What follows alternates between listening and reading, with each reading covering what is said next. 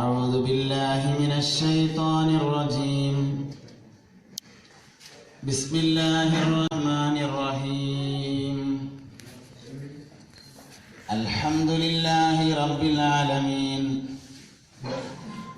والصلاة والسلام على سيدنا محمد وآله وصحبه أجمعين. إن أريد إلا الإصلاح ما استطعت وما توفيقي إلا بالله عليه توكلت وإليه أنيب. رب اشرح لي صدري ويسر لي أمري واحلل عقدة من لساني يفقهوا قولي. أعوذ بالله من الشيطان الرجيم. بسم الله الرحمن الرحيم. إنا أعطيناك الكوثر فصل لربك وانهر إن شانئك هو الأبتر. أصلي صلاة تملأ الأرض والسماء على من له وعلى العلا متبوأ إلى العرش والكرسي أحمد قد دنا ونورهما من نوره يتلألأ. أقيم مقاما لم يقم فيه مرسل وأمسط له حجب الجلال توطأ. സഹോദരങ്ങളെ, മുഹമ്മദ് നബി സല്ലല്ലാഹു അലൈഹി വസല്ലമയിൽ നിന്നാണ് കുടുംബജീവിതം പഠിക്കേണ്ടത്. അല്ലാതെ എവിടുന്ന് പഠിച്ചാലും അതിൽ തെറ്റുപറ്റുക സ്വാഭാവികമാണ്. ലോകത്തെ ഏറ്റവും വിജയിച്ച കുടുംബനാഥൻ പുണ്യ നബിയാണ് സല്ലല്ലാഹു അലൈഹി വസല്ലം. അമ്പിയാക്കളിൽ നിന്ന് മൊത്തത്തിൽ പഠിക്കാം, നബിതങ്ങളിൽ നിന്ന് സല്ലല്ലാഹു അലൈഹി വസല്ലം പ്രത്യേകിച്ചും പഠിക്കാം. വിശുദ്ധ ഖുർആൻ ഒരു വാപ്പാനി ഒരു മകനെയും പരിചയപ്പെടുത്തുന്നുണ്ട് ഖുർആനില്. ബഹുമാനപ്പെട്ട ലുക്മാനുൽ ഹക്കീമിനെയും തന്റെ മകനെയും. وإذ قال لقمان لابنه وهو يعظه يا بني لا تشرك بالله إن الشرك لظلم عظيم. ഒരു വാപ്പ ആദ്യമായിട്ട് തന്റെ മകന് ഒരു വേൾഡ് വ്യൂ പറഞ്ഞു കൊടുക്കുകയാണ്. അല്ലെങ്കിൽ ചെറിയ കുട്ടിനോട് ഇപ്പൊ ഷിർക്കിനെ കുറിച്ച് സംസാരിക്കേണ്ട കാര്യം എന്താ? മോനെ, യാ ബുനയ്യ, എന്റെ കുഞ്ഞി മോനെ, ലാ തുശ്രിക് ബില്ലാഹ്, നീ അല്ലാഹുവിനോട് പങ്കു ചേർക്കരുതേ. ഇന്ന ശിർക ലദുൽമുൻ അദീം, തീർച്ചയായും ശിർക്ക് ഏറ്റവും വലിയ അക്രമമാകുന്നു. വിശുദ്ധ ഖുർആൻ വേറെ ഒരു വാപ്പാനി ഒരു മകനും പരിചയപ്പെടുത്തിയിട്ടുണ്ട്. സയ്യിദുനാ ഇബ്രാഹിം അലൈഹിസ്സലാമിനെയും തന്റെ മകനായ ഇസ്മായിൽ നബി അലൈഹിസ്സലാമിനെയുമാണ്.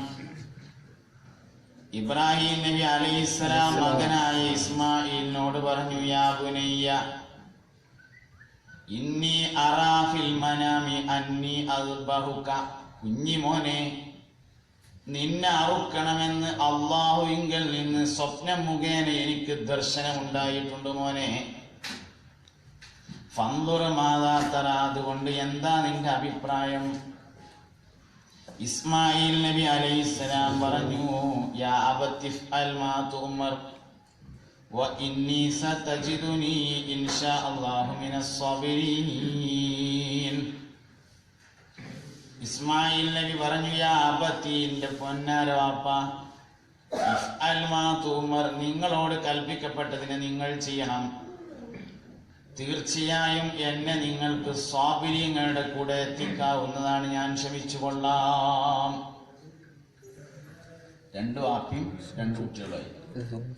ഇനി ഖുർആൻ മൂന്നാമത്തെ ഒരു വാപ്പാനും കുട്ടിനെയും പറയുന്നുണ്ട്. മൂന്നാമത്തെ ഒരു വാപ്പാനും കുട്ടിനെയും ഖുർആൻ പരിചയപ്പെടുത്തുന്നുണ്ട്. നൂഹ് നബി അലൈഹിസ്സലാമിനെയും തന്റെ മകനായ കൻആനിനെയും ദുആ ചെയ്തു. നൂഹ് നബിയോട് അല്ലാഹു തആല ഒരു കപ്പലുണ്ടാക്കാൻ വേണ്ടി നിർദ്ദേശിച്ചു. നൂഹ് നബി അലൈഹിസ്സലാം കപ്പലുണ്ടാക്കി. നൂഹ് നബിയോട് അല്ലാഹു പറഞ്ഞിരുന്നു, നൂഹേ, എന്ത് പ്രയാസങ്ങൾ ഉണ്ടായാലും നിങ്ങളുടെ ബന്ധുക്കളെ ഞാൻ സംരക്ഷിച്ചു കൊള്ളാം, നിങ്ങളുടെ കുടുംബത്തെ ഞാൻ സംരക്ഷിച്ചു കൊള്ളാം എന്ന് അല്ലാഹു തആല നൂഹ് നബി അലൈഹി ഇസ്ലാമിനോട് പറഞ്ഞിരുന്നു. നൂഹ് നബിനോട് അല്ലാഹു പറഞ്ഞു, നിങ്ങൾ കാര്യം ചെയ്യും, നിങ്ങളൊരു കപ്പലുണ്ടായിക്കോളിയ. തടി പണിയുവാൻ നബി നൂഹ് നല്ല സമർത്ഥന, കോക്കിന്റെ തടിയിൽ കപ്പൽ തീർത്ത പ്രസിദ്ധന. നൂഹ് നബി അലൈഹിസ്സലാം നല്ലൊരു മരം ഉപയോഗിച്ച് ഒരു കപ്പൽ നിർമ്മിച്ചു. വിശ്വസിച്ച ആളുകളോടെല്ലാം അതിൽ കയറാൻ വേണ്ടി നിർദ്ദേശിച്ചു. നൂഹ് നബി എല്ലാവരോടും കയറാൻ പറയുകയും എല്ലാവരും കയറുകയും ഭൂമിയിൽ അന്നുണ്ടായിരുന്ന എല്ലാ ജീവജാലങ്ങളിൽ നിന്നും ഒരു പുരുഷനെയും ഒരു സ്ത്രീയെയും ഒരാണിനെയും ഒരു പെണ്ണിനെയും ഒരു ചേവലിനെയും ഒരു പെട്ടയെയും ഒരു പെണ്ണിനെയും ഒരു കൊറ്റനെയും അതിൽ കയറ്റി. എല്ലാ ജീവികളിൽ നിന്നും ഒരാണിനെ ഒരു പെണ്ണിനെ. കപ്പലിങ്ങനെ പുറപ്പെടാൻ ഒരുങ്ങാണ്. നൂഹ് നബിയുടെ മോൻ കയറിയിട്ടില്ല. വലിയൊരു പാടാണ് ഞാൻ ഈ പറയുന്നത്. ഒരു മനുഷ്യന്റെ കുടുംബം എന്ന് പറഞ്ഞാൽ ആരാണ് എന്ന് ഖുർആൻ പറഞ്ഞു തരുന്ന ഒരു രംഗാണ്. നമ്മൾ പറയല്ലോ കുടുംബം, ഫാമിലി. ഗൾഫിലുള്ള ആൾക്കാരോട് ഫാമിലി ഇവിടെ ഉണ്ടോയെന്ന് ചോദിച്ചാൽ ഫാമിലിയൊക്കെ കുറെ 5-6 കൊല്ലമായി ഇവിടെ തന്നെ ഉണ്ട് അറിയും.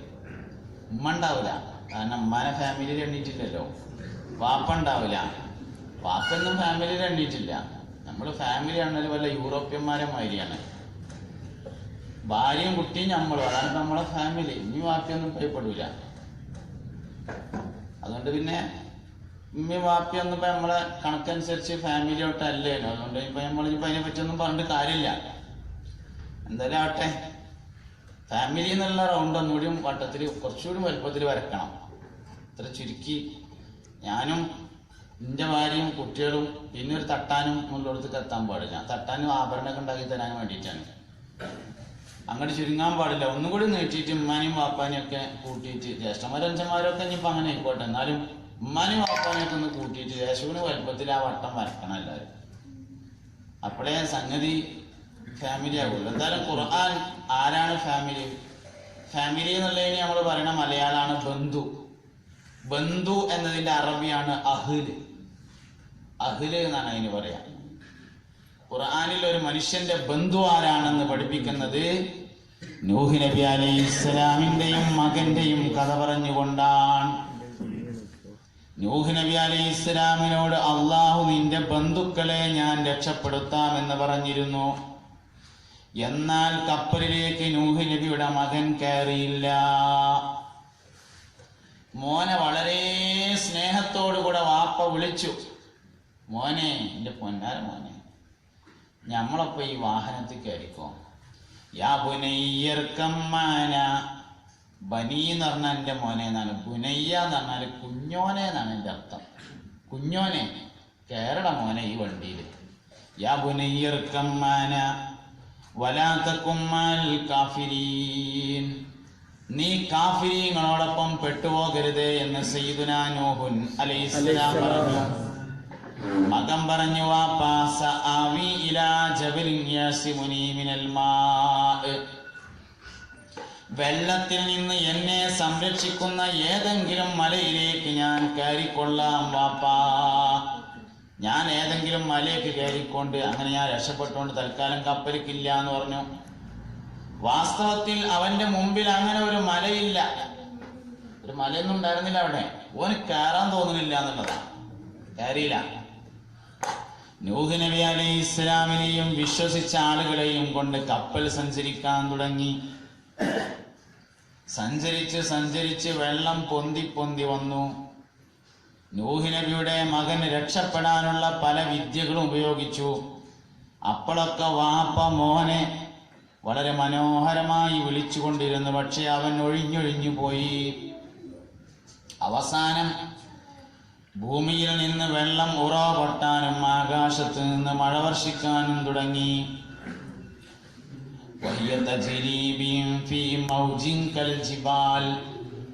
പർവ്വതങ്ങളെ പോലെയുള്ള തിരമാലകൾക്കിടയിലൂടെ കപ്പലോടാൻ തുടങ്ങി.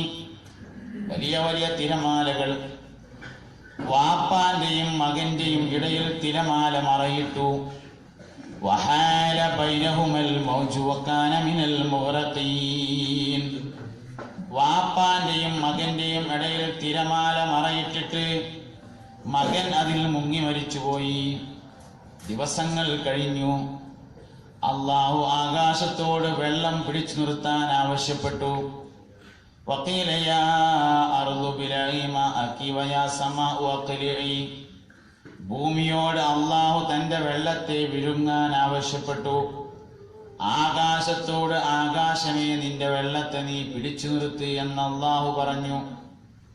വഗീളൽ മാഉ, വെള്ളം ഭൂമിയിലേക്ക് ആണ്ടുപോയി. വസ്തവത് അലൽ ജൂദി, ജൂദി എന്ന പർവ്വതത്തിൽ പോയി കപ്പൽ നിന്നു. നൂഹ് നബിയും അലൈഹിസ്സലാം വിശ്വസിച്ച ആൾക്കാരും കപ്പലിൽ നിന്ന് ഇറങ്ങി. ആ സമയത്ത് നൂഹ് നബിക്ക് ഒരു സന്തോഷവും ഒരു സങ്കടവും സമ്മിശ്രമാണ്. ഒരു സങ്കടമുണ്ട്, ഒരു സന്തോഷമുണ്ട്. എന്താ സന്തോഷം? അള്ളാഹു അവന്റെ വാഗ്ദാനം നിറവേറ്റിയിരിക്കുന്നു, വിശ്വസിച്ച ആളുകൾ രക്ഷപ്പെട്ടിരിക്കുന്നു എന്ന സന്തോഷമാണ്. എന്നാൽ തന്റെ പുന്നാര മകൻ ഈ വെള്ളത്തിൽ, ഈ ജലപ്രളയത്തിൽ മുങ്ങി മരിച്ചിരിക്കുന്നു എന്നത് ദുഃഖമാണ്. ജൂദി പർവ്വതത്തിൽ നിന്നിറങ്ങിയിട്ട് ബഹുമാനപ്പെട്ട നൂഹ് നബി അലൈഹിസ്സലാം അള്ളാഹുവിനെ വിളിച്ചു. പടച്ചോനെ, ഇന്ന ബിനി മിൻ അഹ്ലി വ ഇന്ന വഅദകൽ ഹഖ് വ അൻത അഹ്കമുൽ ഹാകിമീൻ. ഇന്ന ബിനി മിൻ അഹ്ലി, എന്റെ മകൻ എന്റെ ബന്ധുവല്ലേ. വ ഇന്ന വഅദകൽ ഹഖ്, അല്ലാഹുവേ നിന്റെ വാഗ്ദാനം സത്യമല്ലേ. വ അൻത അഹ്കമുൽ ഹാകിമീൻ, നീ വലിയ വിധികർത്താവല്ലേ റബ്ബേ എന്ന് നൂഹ് നബി അള്ളാഹുവിനോട് ചോദിച്ചു. ശരിക്കത് മലയാളത്തിൽ കൊണ്ടെന്നാല്, പഠിച്ചോനെ എന്തൊരു പണി ഇജ്ജിപ്പേ കാട്ടിയത്. ഇന്റെ ബന്ധുക്കളെ രക്ഷപ്പെടുത്താന്ന് ഇജ്ജ് പറഞ്ഞു. ഇന്റെ മോനെ പറഞ്ഞാൽ എന്റെ കുടുംബല്ലേ, എന്റെ അഖിലല്ലേ, ബന്ധുവല്ലേ. അവൻ മുങ്ങി മരിച്ചല്ല റബ്ബേ, നീ വലിയ നീതിമാനല്ലേ. വ അൻത അഹ്കമുൽ ഹാകിമീൻ, നീ വലിയ നീതിമാനല്ലേ എന്ന് ചോദിച്ചു. അള്ളാഹു അതിന് മറുപടി പറഞ്ഞു. എന്താ മറുപടി? ഇന്നഹു ലൈസ മിൻ അഹ്ലിക നൂഹേ, അവൻ നിന്റെ ബന്ധുവല്ല. മകൻ എന്നാൽ ഫാമിലി അല്ല എന്നാണ് അള്ളാഹ് പറഞ്ഞത്. നിന്റെ കുടുംബമല്ല അവൻ. ഇന്നഹു ലൈസ മിൻ അഹ്ലിക, അവൻ നിന്റെ കുടുംബമല്ല. ഇന്നഹു അമലുൻ ഗൈറു സാലിഹ്, കാരണം അവൻ സൽക്കർമ്മങ്ങൾ പ്രവർത്തിക്കാത്തവനാകുന്നു. അപ്പോ സൽക്കർമ്മം പ്രവർത്തിക്കുന്നവന്റെ ബന്ധു സൽക്കർമ്മം പ്രവർത്തിക്കുന്നവനാണ്. മുഅ്മിനിന്റെ ബന്ധു മുഅ്മിനാണ് എന്ന് കിട്ടും. അപ്പൊ നമ്മളെ മക്കള് സ്വാലിഹീങ്ങളായില്ലെങ്കിൽ അവർ നമ്മുടെ കുടുംബത്തിൽ പോലും ഉൾപ്പെടുകയില്ല എന്നതെന്ന് മനസ്സിലാക്കാം. സ്വർഗാവകാശിയുടെ ബന്ധു സ്വർഗാവകാശിയാണ്, നരകാവകാശിയുടെ ബന്ധു നരകാവകാശിയാണ്. സൂറത്തുൽ ഇൻഷിഖാഖിൽ പറഞ്ഞിട്ടുണ്ട്,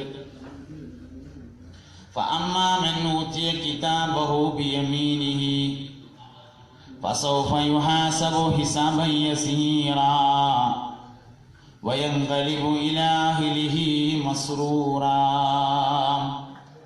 ഫഅമ്മാ മൻ ഊതിയ കിതാബഹു ബിയമീനിഹി, ഒരാളുടെ നന്മയും തിന്മയും എഴുതപ്പെട്ടിട്ടുള്ള രേഖ വലത് കൈയിൽ മുൻവശത്തിലൂടെ നൽകപ്പെട്ടാൽ ഫസൗഫ യുഹാസബു ഹിസാബൻ യസീറാ, ഒരു ചെറിയ വിചാരണയെ അവൻ നേരിടേണ്ടി വരുന്നതാണ്. വയൻഖലിബു ഇലാ അഹ്ലിഹി മസ്റൂറാ, അവൻ അവന്റെ ബന്ധുക്കളിലേക്ക് സന്തോഷത്തോടുകൂടെ ചെന്നു ചേരുന്നതാണ്. സ്വർഗാവകാശിയുടെ ബന്ധു സ്വർഗാവകാശിയാണ്. സ്വാലിഹായ മനുഷ്യന്റെ കുടുംബമാവണമെങ്കിൽ സ്വാലിഹാവണം, മകനായതുകൊണ്ട് മാത്രമാവില്ല. ഖുർആനാ ഞാൻ ഈ പറഞ്ഞത്, നിന്റെ വക ഞാൻ അതിൽ ഒന്നും ചേർത്ത് പറയണില്ല. കറക്റ്റ്. ഇതിന് രണ്ടാം ഭാഗം പറയുന്നുണ്ട് ഖുർആൻ. فأما من أوتي كتابه وراء ظهره فسوف يدعو ثبورا ويصلى سعيرا إنه كان في أهله مسرورا. ഒരാളുടെ നന്മയും തിന്മയും എഴുതപ്പെട്ടിട്ടുള്ള രേഖ പിൻവശത്തുകൂടെ ഇടത് കൈയിൽ നൽകിയാൽ അവന്റെ നാശത്തെ വിളിച്ചു കൊണ്ടിരിക്കുന്നതാണ്.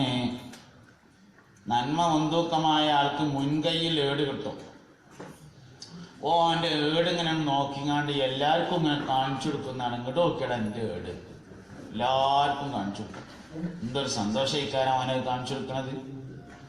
എന്നാല് നന്മ മുൻതൂക്കമാകാത്ത ആൾക്ക് പിൻവശത്തു കൂടെ ഇടത് കയ്യിൽ രേഖ കിട്ടിയാൽ അവൻ അവന്റെ രേഖ ഇങ്ങനെ നോക്കിയിട്ട് പറയും, മാലിഹാദിൽ കിതാബി ലാ യുഗാദിറു സഗീറതൻ വലാ കബീറതൻ ഇല്ലാ അഹ്സാഹാ.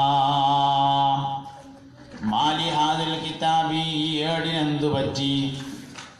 ലാ യുഗാദിറു സഗീറതൻ വലാ കബീറതൻ, വലുതും ചെറുതുമായ ഒന്നും ഇതിൽ വിട്ടുകളഞ്ഞിട്ടില്ലല്ലോ. ഇല്ലാ സാഹ, രേഖപ്പെടുത്തിയിട്ടല്ലാതെ എന്നവൻ പറയും. എന്നിട്ട് ആർക്കും കാണിച്ചു കൊടുക്കാതെ അവന്റെ ഏടും കക്ഷത്തിൽ വെക്കും. അപ്പൊ അല്ലാഹു തആല വായകൾക്ക് സീൽ വെക്കും, കൈകൾ സംസാരിക്കും, കാലുകൾ സാക്ഷി നിൽക്കും.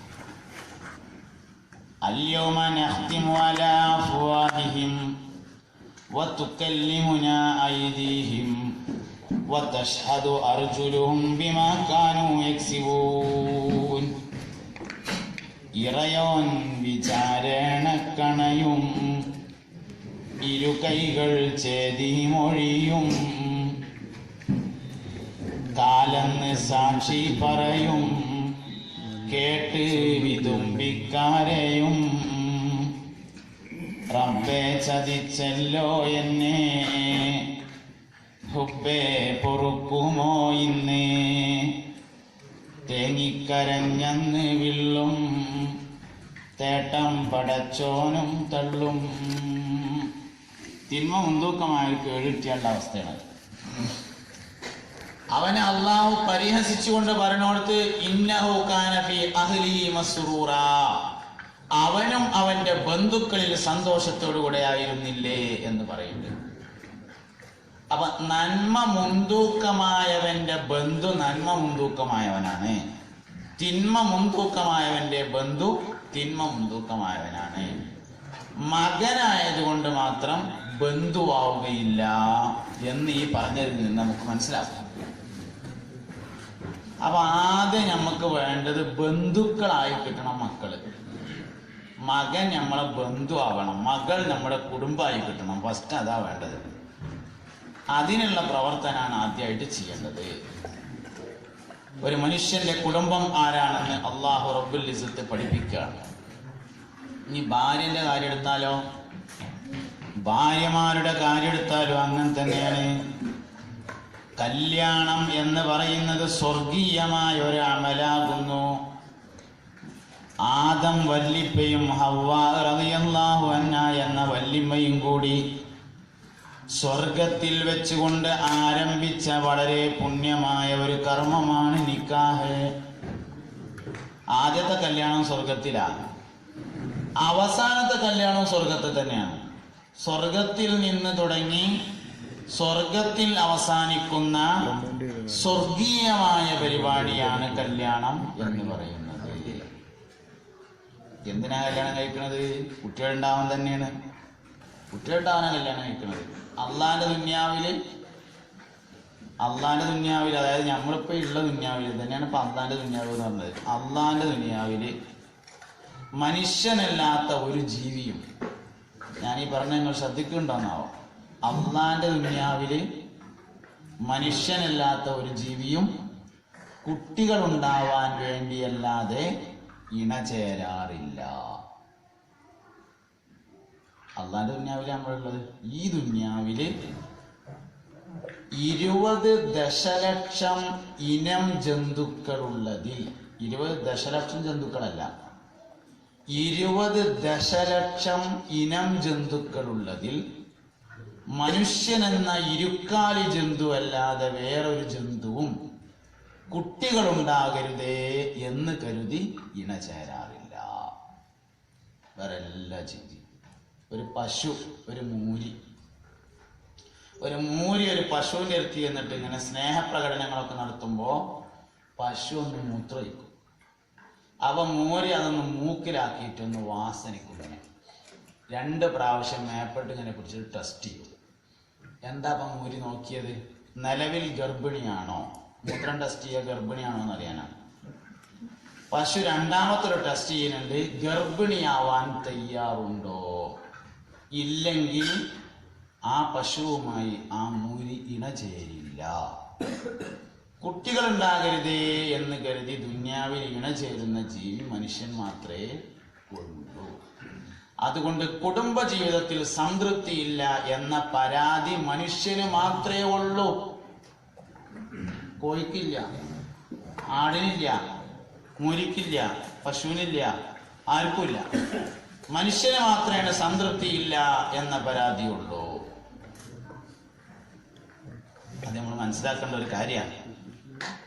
അതുകൊണ്ട് 60 വയസ്സായ ഭാര്യയും ഭർത്താവും തമ്മിൽ ഇണചേരാണ്. മെൻസസ് ഒക്കെ നിന്നിട്ട് 20 കൊല്ലം കഴിഞ്ഞിട്ടുണ്ട്. എന്നാലും ഇണചേരുമ്പോൾ ചൊല്ലാൻ വേണ്ടി അള്ളാന്റെ റസൂല് പഠിപ്പിച്ച ഒരു ദിക്റുണ്ട്. ബിസ്മില്ലാഹി അല്ലാഹുമ്മ ജന്നിബിനശ് ശൈത്വാന വജന്നിബിശ് ശൈത്വാന ഫീമാ റസഖ്തനാ. അല്ലാഹുവേ, ഞങ്ങൾക്ക് നൽകുന്ന കുട്ടിയിൽ നീ പിശാചിനെ ദൂരത്താക്കി തരണമേ എന്ന് ദ്വാരക്കുമ്പോ 60 വയസ്സായ ഭാര്യയും ഭർത്താവുമാണെങ്കിലും കുട്ടികൾ ഉണ്ടാവുക എന്ന ഒരു പ്രതീക്ഷ വരുന്നതാണ്. ആ പ്രതീക്ഷയോടുകൂടെ മാത്രമേ ഇണചേരാൻ പാടുള്ളൂ എന്നാണ് അള്ളാന്റെ റസൂല് പഠിപ്പിക്കുന്നത്. എന്തുകൊണ്ടേ മക്കൾ കിടന്നത്? ആഗ്രഹിക്കാതെ കിട്ടിയതായതുകൊണ്ടാണ്. ഭാര്യ ഗർഭിണിയായപ്പോ നമ്മൾ അങ്ങാടി ചെന്നിട്ട് പറഞ്ഞത്, എടാ സംഗതി പറ്റിച്ചു എന്നാ തോന്നുന്നത് എന്നാണ്. പറ്റിച്ചിട്ട് കിട്ടിയതാണ് നമ്മക്ക് കുട്ടി. അതുകൊണ്ടൊന്നും നേരാനില്ല. നമ്മളെ മനസ്സിനനുസരിച്ചല്ലേ തരിക. ഓളും അങ്ങനെ തന്നെ പറഞ്ഞത്. വെള്ളം കോരാൻ വേണ്ടി കിണറ്റിന്റെ അടുത്തേക്ക് ചെന്നപ്പോ, എടി മാസക്കുളി തെറ്റിയിട്ടുണ്ട്, കുടുങ്ങിയെന്നാണ് തോന്നുന്നത് ടോന്നാണ്. കുടുങ്ങിയതാണല്ലോ, പറ്റിച്ചതും കുടുങ്ങിയതുമാണ്. പിന്നെ ഇപ്പം അത് പറ്റിക്കാതിരിക്കും. നമ്മളെ മാനസികാവസ്ഥ വളരെ പ്രധാനമാണ്. ഇബ്രാഹിമീയത്ത് നഷ്ടപ്പെട്ടാൽ വാപ്പയാകാനുള്ള ഗുണം പോകും. ഇസ്മായിലിയത്ത് നഷ്ടപ്പെട്ടാൽ മകനാവാനുള്ള ഗുണവും അപ്രത്യക്ഷമാകും. വാപ്പാന്റെ ഏറ്റവും വലിയ ഗുണം ഇബ്രാഹിമീയത്താണ്, മകന്റെ ഏറ്റവും വലിയ ഗുണം ഇസ്മായിലിയത്താണ്. ഇത് നമ്മൾ മനസ്സിലാക്കണം. മക്കൾക്ക് നമ്മൾ ചില കാര്യങ്ങൾ പഠിപ്പിക്കേണ്ടതുണ്ട്. കുടുംബത്തിന് നമ്മൾ ചില കാര്യങ്ങൾ പഠിപ്പിക്കേണ്ടതുണ്ട്. ഒരാൾക്ക് ഭാര്യയും ഭർത്താവും തമ്മിൽ ജീവിക്കുമ്പോൾ ടെൻഷനാവേണ്ട വിഷയം, അള്ളാഹുവേ, സ്വർഗത്തിൽ എനിക്ക് ഈ ഭാര്യയെ കിട്ടൂലേ, എനിക്ക് ഈ ഭർത്താവിനെ കിട്ടൂലേ എന്ന വിഷയത്തിലാണ്.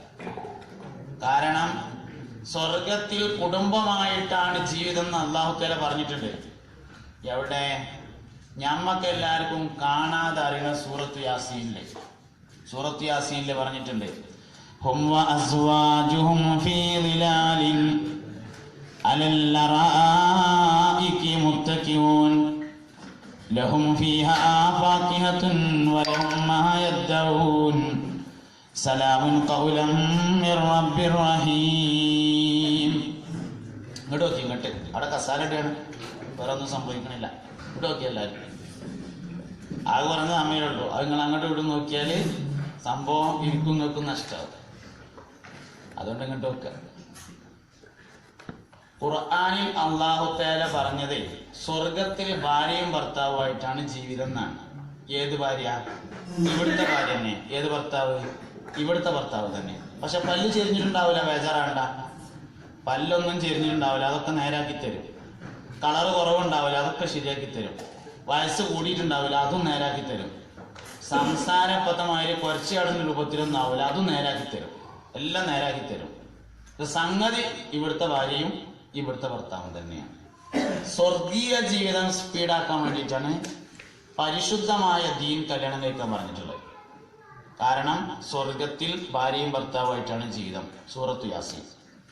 ഹും വഅസ്വാജുഹും ഫീ ളിലാലിൻ അലൽ അറായികി മുത്തഖിഊൻ. അവരും അവരുടെ ഭാര്യമാരും അരീക്കത്തുകളുടെ മേൽ ചെരിഞ്ഞിരിക്കുകയാണ്. അരീക്കത്ത് എന്ന് പറഞ്ഞാൽ മണിയറയിലെ കട്ടിൽ. മണിയറക്കട്ടിലിൽ അവരും അവരുടെ ഭാര്യയും ചെരിഞ്ഞിരിക്കുന്നതാണ്. എപ്പോഴും. സ്വർഗത്തിന്റെ ഏറ്റവും വലിയ പ്രത്യേകത എല്ലാവർക്കും ഓരോ കട്ടിലുണ്ടാവുന്നതാണ്. മണിയറയിലെ കട്ടിൽ പോലത്തെ ഒരു കട്ടിൽ. പക്ഷെ ദുനിയാവിലെ മണിയറയിലെ കട്ടിലും സ്വർഗത്തിലെ മണിയറക്കട്ടിലൊരു വ്യത്യാസമുണ്ട്. ദുന്യാവത്തെ മണിയറയുടെ കട്ടിൽ നേരം വെളുക്കുമ്പോൾ അതിന് മുല്ലപ്പൂ വാടും. എന്നാൽ സ്വർഗത്തിലെ കട്ടിലിന്റെ മുല്ലപ്പൂ വാടൂല. ഓരോ സെക്കൻഡിലും റീ അറേഞ്ച് ചെയ്തുകൊണ്ടിരിക്കും. എന്നും മണിയറയാണ്, എന്നും ആദ്യ രാത്രിയാണ്. രണ്ടാമത്തെ രാത്രി ഇല്ല. എല്ലാ ദിവസവും എല്ലാ സമയത്തും ആദ്യ രാത്രി. അതാണ് സ്വർഗം. അതാണ് സ്വർഗം. അങ്ങനത്തെ ഒരു കട്ടിലുണ്ടായിരിക്കും എല്ലാവർക്കും സ്വർഗത്തിൽ. യാത്ര പോലും ആ കട്ടിലിലാണ്. യാത്ര പോലും ആ കട്ടിലാണ്. അബ്ദുൽ ജബ്ബാറിനെ കണ്ടിട്ട് കുറെ കാലമായല്ലോ എന്ന് ആഗ്രഹിക്കുമ്പോഴേക്ക് ജബ്ബാറും ഓന്റെ ഭാര്യയും കൂടി ഓന്റെ കട്ടിലും കൂടി കാണാൻ വരുന്നു. മുമ്പിലെത്തും. അങ്ങനെയാണ് സ്വർഗത്തിലെ യാത്ര. കാറ്റിലാണ് സഞ്ചാരം, കട്ടിലാണ് സഞ്ചാരം. അതാണ് സ്വർഗത്തിലെ കട്ടില്. ഹും വഅസ്വാജുഹും ഫീ ളിലാലിൻ അലൽ അറായികി. അരീക്കത്തുമേൽ കട്ടില്. മണിയറയിലെ കട്ടിലിനാണ് അരീക്കത്ത് എന്ന് പറയുന്നത്. അയിമയിരിക്കും. എപ്പോഴും അയിമ തന്നെ. എന്നും മണിയറയിലാണ്, എപ്പോഴും മണിയറയിലാണ്. എന്നും ആദ്യരാത്രിയാണ്, എന്നും പുതുക്കപ്പെണ്ണാണ്, എന്നും 16. ഇന്നലെയും 16, ഇന്നും 16, നാളെയും 16. എന്നും 35. ഇന്നലെയും 35, ഇന്ന് 35, നാളെ 35. വേറൂല. സൗന്ദര്യം കുറയില്ല, കൂടുക എന്നല്ലാതെ. ഓരോ ദിവസവും സൗന്ദര്യം വർദ്ധിച്ചുകൊണ്ടിരിക്കും, ഒരിക്കലും കുറയില്ല. വയസ്സ് കൂടാത്തതുകൊണ്ട് തന്നെ സൗന്ദര്യം കുറയില്ല, കൂടും, കുറയില്ല. ഓരോ വെള്ളിയാഴ്ച കഴിയുമ്പോഴും ഭാര്യയുടെയും ഭർത്താവിന്റെയും സൗന്ദര്യം വർദ്ധിച്ചുകൊണ്ടിരിക്കും. നമ്മൾ ഓരോ വെള്ളിയാഴ്ച കഴിയുമ്പോഴും സൗന്ദര്യം കുറഞ്ഞുകൊണ്ടിരിക്കും ദുനിയാവില്. എന്നാൽ ഓരോ വെള്ളിയാഴ്ച കഴിയുമ്പോഴും സ്വർഗത്തിലെ സൗന്ദര്യം കൂടും. വെള്ളിയാഴ്ചയിൽ സ്വർഗത്തിൽ ഒരു ചന്തയുണ്ട്, സൂഖുൽ ജുമുഅ എന്ന ഒരു ചന്ത. ആ ചന്തയിൽ പോയി തിരിച്ചു വരുമ്പോഴേക്ക് സൗന്ദര്യം വർദ്ധിച്ചിട്ടുണ്ടാകുമെന്ന് ഞാനല്ല, മുഹമ്മദ് നബി സ്വല്ലല്ലാഹു അലൈഹി വസല്ലം തങ്ങൾ പറഞ്ഞിട്ടുണ്ട്. എല്ലാ ആഴ്ചയിലും പുതിയ സൗന്ദര്യം ഭാര്യയ്ക്കും ഭർത്താവിനും. അങ്ങനെ കുടുംബത്തോടുകൂടെയുള്ള ജീവിതം. അപ്പൊ സ്വർഗീയ ജീവിതം വേഗമാക്കാനാണ് കല്യാണം. ഒരു പെണ്ണ് ഒരിക്കൽ ഗർഭിണിയായി പ്രസവിച്ചാൽ 70 ഷഹീദിന്റെ കൂലി നൽകുമെന്ന് മുഹമ്മദ് നബി സല്ലല്ലാഹു അലൈഹി വസല്ലം പഠിപ്പിച്ചിട്ടുണ്ട്. 70 ഷഹീദിന്റെ കൂലി. ഒരു ഷഹീദാണെങ്കിൽ എത്ര പണിയുണ്ട്? ഒരു ഷഹീദാവണമെങ്കിൽ തന്നെ പണി ഒരുപാടുണ്ട്. കണ്ണ് ചൂന്നെടുത്തിട്ട് ശരീരത്തിന്റെ മുൻവശത്ത് മാത്രം 90 മുറിവുള്ളവര്, കരൾ കുത്തിപ്പറിച്ച് പുറത്തെടുത്ത് ചവച്ചു തുപ്പിയവർ, അങ്ങനത്തെവരൊക്കെയാണ് ഷഹീദീങ്ങള്. അങ്ങനത്തെ 70 ഷഹീദിന്റെ കൂലി ഒരു പെണ്ണ് ഒരിക്കൽ ഗർഭിണിയായി പ്രസവിക്കുമ്പോഴേക്ക് അവൾക്ക് നൽകപ്പെടുന്നതാണെന്ന് അള്ളാന്റെ റസൂല് മുഹമ്മദ് മുസ്തഫ സല്ലല്ലാഹു അലൈഹി വസല്ലം പഠിപ്പിച്ചിട്ടുണ്ട്. അതുകൊണ്ട് സ്വർഗീയ ജീവിതം വേഗത്തിലാകാനുള്ളതാണ് കല്യാണവും കുടുംബജീവിതവും. ദുനിയാവിലെ ജീവിതം ഒരു പ്രശ്നമല്ല. ഇവിടുത്തെ എല്ലാ പ്രയാസങ്ങൾക്കും പകരമായി അവിടെ അള്ളാഹു കൂലി നൽകപ്പെടുന്നതാണ്, ദറജ ഉയർത്തപ്പെടുന്നതാണെന്ന് നമ്മൾ മനസ്സിലാക്കണം. ദറജ ഉയർത്തപ്പെടുന്നതാണ്. അങ്ങനത്തെ ഭാര്യ, അങ്ങനത്തെ ഭർത്താവ്, അങ്ങനത്തെ മക്കളായി മാറണം. അതാണ് ഏറ്റവും പ്രധാനം. അപ്പൊ ഇത് സ്വർഗത്തിലേക്കുള്ള ഒരു പരിപാടിയാണ്. നാളെ മഹ്ശറയില് വാപ്പയും മക്കളും ഉമ്മയും കൂടി എഴുന്നേൽക്കുമ്പോ മൂത്ത കുട്ടി ചോദിക്കുമെന്നാണ്, വാപ്പ, അല്ലാഹു തആല നമ്മളെ ദുനിയാവിൽ ഒരുമിപ്പിച്ചതുപോലെ മഹ്ശറയിലും ഒന്നാക്കി തന്നല്ലോ, അൽഹംദുലില്ലാഹ് എന്ന് പറയുമെന്നാണ്. ഒരുമിച്ചുണ്ടെങ്കിൽ ഒരുമിച്ചുണ്ടാവണം, ഒരുമിച്ചുണ്ടാണല്ലോ. ഒരുമിച്ചുണ്ടാവുമ്പോ മൂത്ത കുട്ടി അങ്ങനെ പറയുമെന്നാണ് വാപ്പാനോട്, വാപ്പാ, ദുനിയാവിൽ അല്ലാഹ് നമ്മളെ ഒരുമിച്ചതുപോലെ ഇവിടെ ആഖിറത്തിലും അള്ളാഹു നമ്മളെ ഒന്നിപ്പിച്ചല്ലോ, അൽഹംദുലില്ലാഹ് എന്ന് പറയുമെന്നാണ്. അതിനാണ് വിവാഹം, അതിനാണ് മക്കൾ, അതിനാണ് കുടുംബജീവിതം എന്ന് പറയുന്നത്. ഇനി നമ്മൾ ആലോചിക്കുക, ഇതിനു വേണ്ടിയുള്ള സംവിധാനവും ഇതിനു വേണ്ടിയുള്ള പഠനവും പരിശീലനവുമാണോ നമ്മൾ നൽകുന്നത്? അതിനു വേണ്ടിയാണോ നമ്മൾ പഠിപ്പിക്കുന്നത്? അതിനു വേണ്ടിയാണോ നമ്മൾ ചെയ്യുന്നത്? അത് നമ്മളൊന്ന് ആലോചിക്കണം. ഒരു കുട്ടിക്ക് ഏത് വിദ്യാഭ്യാസം കൊടുക്കുന്നതിനും ഞാൻ എതിരല്ല. എല്ലാ വിദ്യാഭ്യാസവും കൊടുക്കണം. ആൺകുട്ടിയായാലും കൊടുക്കണം, പെൺകുട്ടിയായാലും കൊടുക്കണം. പക്ഷെ ഒരു കാര്യം എനിക്ക് പറയാനുള്ളത്, ദീനീ വിദ്യാഭ്യാസം കൊടുക്കാതെ വേറെ എന്ത് കൊടുത്തിട്ടും കാര്യമില്ല. ആർക്ക് കാര്യമില്ല? അവൻ പഠിച്ച വിജ്ഞാനം കൊണ്ട് അവനു തന്നെ കാര്യമില്ല. നമ്മളത് ഒട്ടേക്ക് വാപ്പാന്റെ വീട്, അമ്മാന്റെ വീട്, ഓൻ പഠിച്ചതുകൊണ്ട് ഓനൊരു കാര്യം കിട്ടണ്ടേ? അതിന് തന്നെ ദീൻ പഠിപ്പിക്കണം. എന്തും പഠിപ്പിക്കാം, ദീൻ പഠിപ്പിക്കാതെ വേറെ ഒന്നും പഠിപ്പിച്ചിട്ട് കാര്യമില്ല. ഇത് ഷുവർ, ഇത് ഉറപ്പാണ്. അതുകൊണ്ട് ദീൻ പഠിപ്പിക്കുക എന്നത് ഏറ്റവും പ്രധാനപ്പെട്ടതാണ്. ബഹുമാനപ്പെട്ട സുഫിയാൻ സൗരി റളിയല്ലാഹു അൻഹു പറഞ്ഞതായി ഹുജ്ജത്തുൽ ഇസ്ലാം അബൂ ഹാമിദ് അൽ ഗസ്സാലി റളിയല്ലാഹു അൻഹു തന്റെ ഇഹ്യയിൽ ഉദ്ധരിച്ചിട്ടുണ്ട്.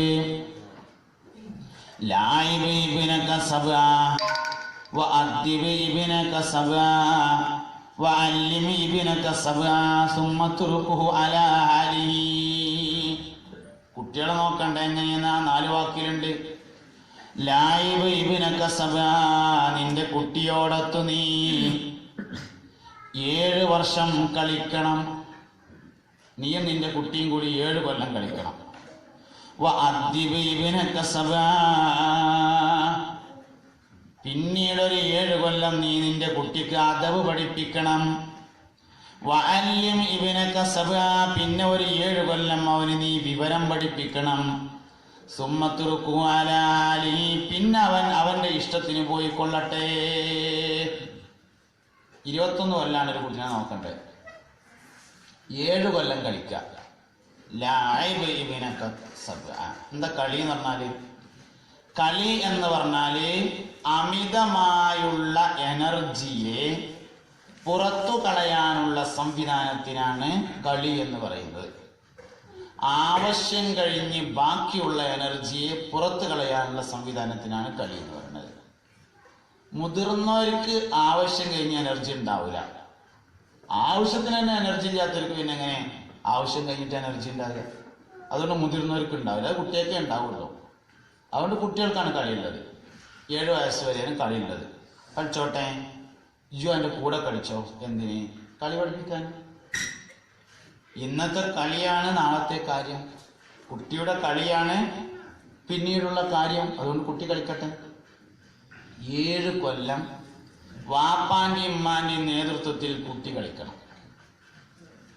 വഅദ്ദിബ് ഇബ്നക സബ്ആ, എന്നാൽ 7 മുതൽ 14 വരെ നീ കുട്ടിയെ അദബ് പഠിപ്പിക്കണം. 7ാമത്തെ വയസ്സിൽ കുട്ടി വാപ്പാന്റെ മടിയിൽ ഇങ്ങനെ ഇരിക്കുമ്പോ താടിവ പിടിച്ചാണ്ട് ഒരു വലിയ കൊടുത്താൽ കളിയാക്കി കൂട്ടാൻ മതി. 8ാമത്തെ വയസ്സിൽ താടി പിടിച്ച് പഠിച്ചാൽ കളിയാക്കി കൂട്ടാൻ പാടില്ല. കാരണം അത് അദബ് പഠിപ്പിക്കേണ്ട കാലമാണ്.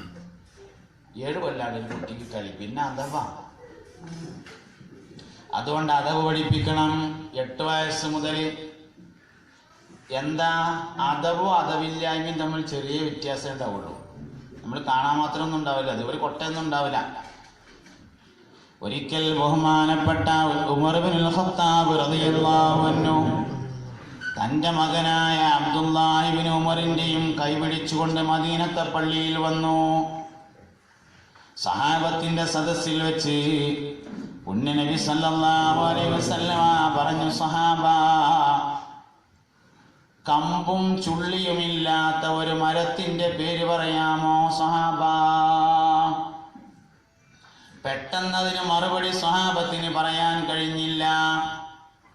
അവസാനം നബി തങ്ങൾ തന്നെ പറഞ്ഞു, അത് ഈത്തപ്പനമരമാകുന്നു.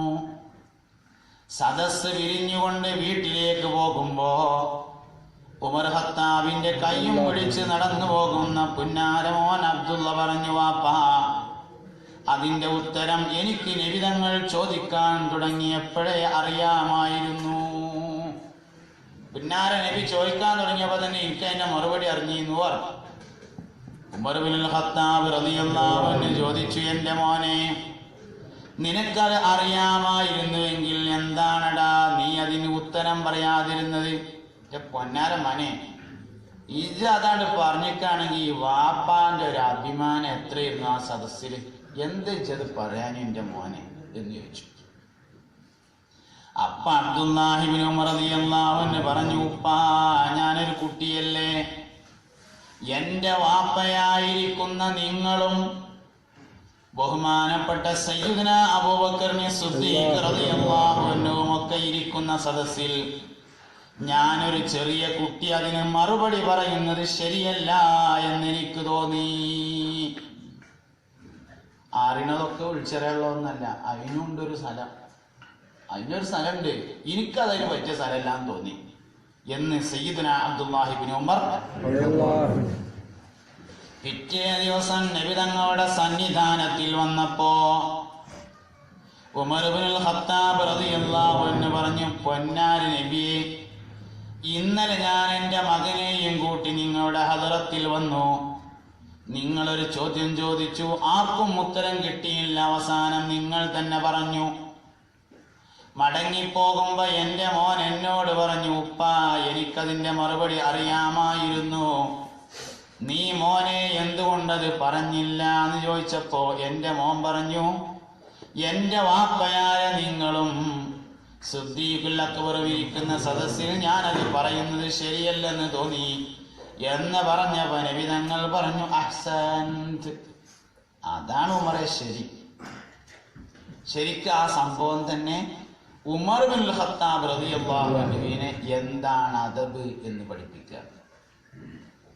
എന്താ അദബ്? നമ്മൾ ശരിക്കും മനസ്സിലാക്കേണ്ട ഒരു കാര്യമാണ്. എന്താ അദബ്?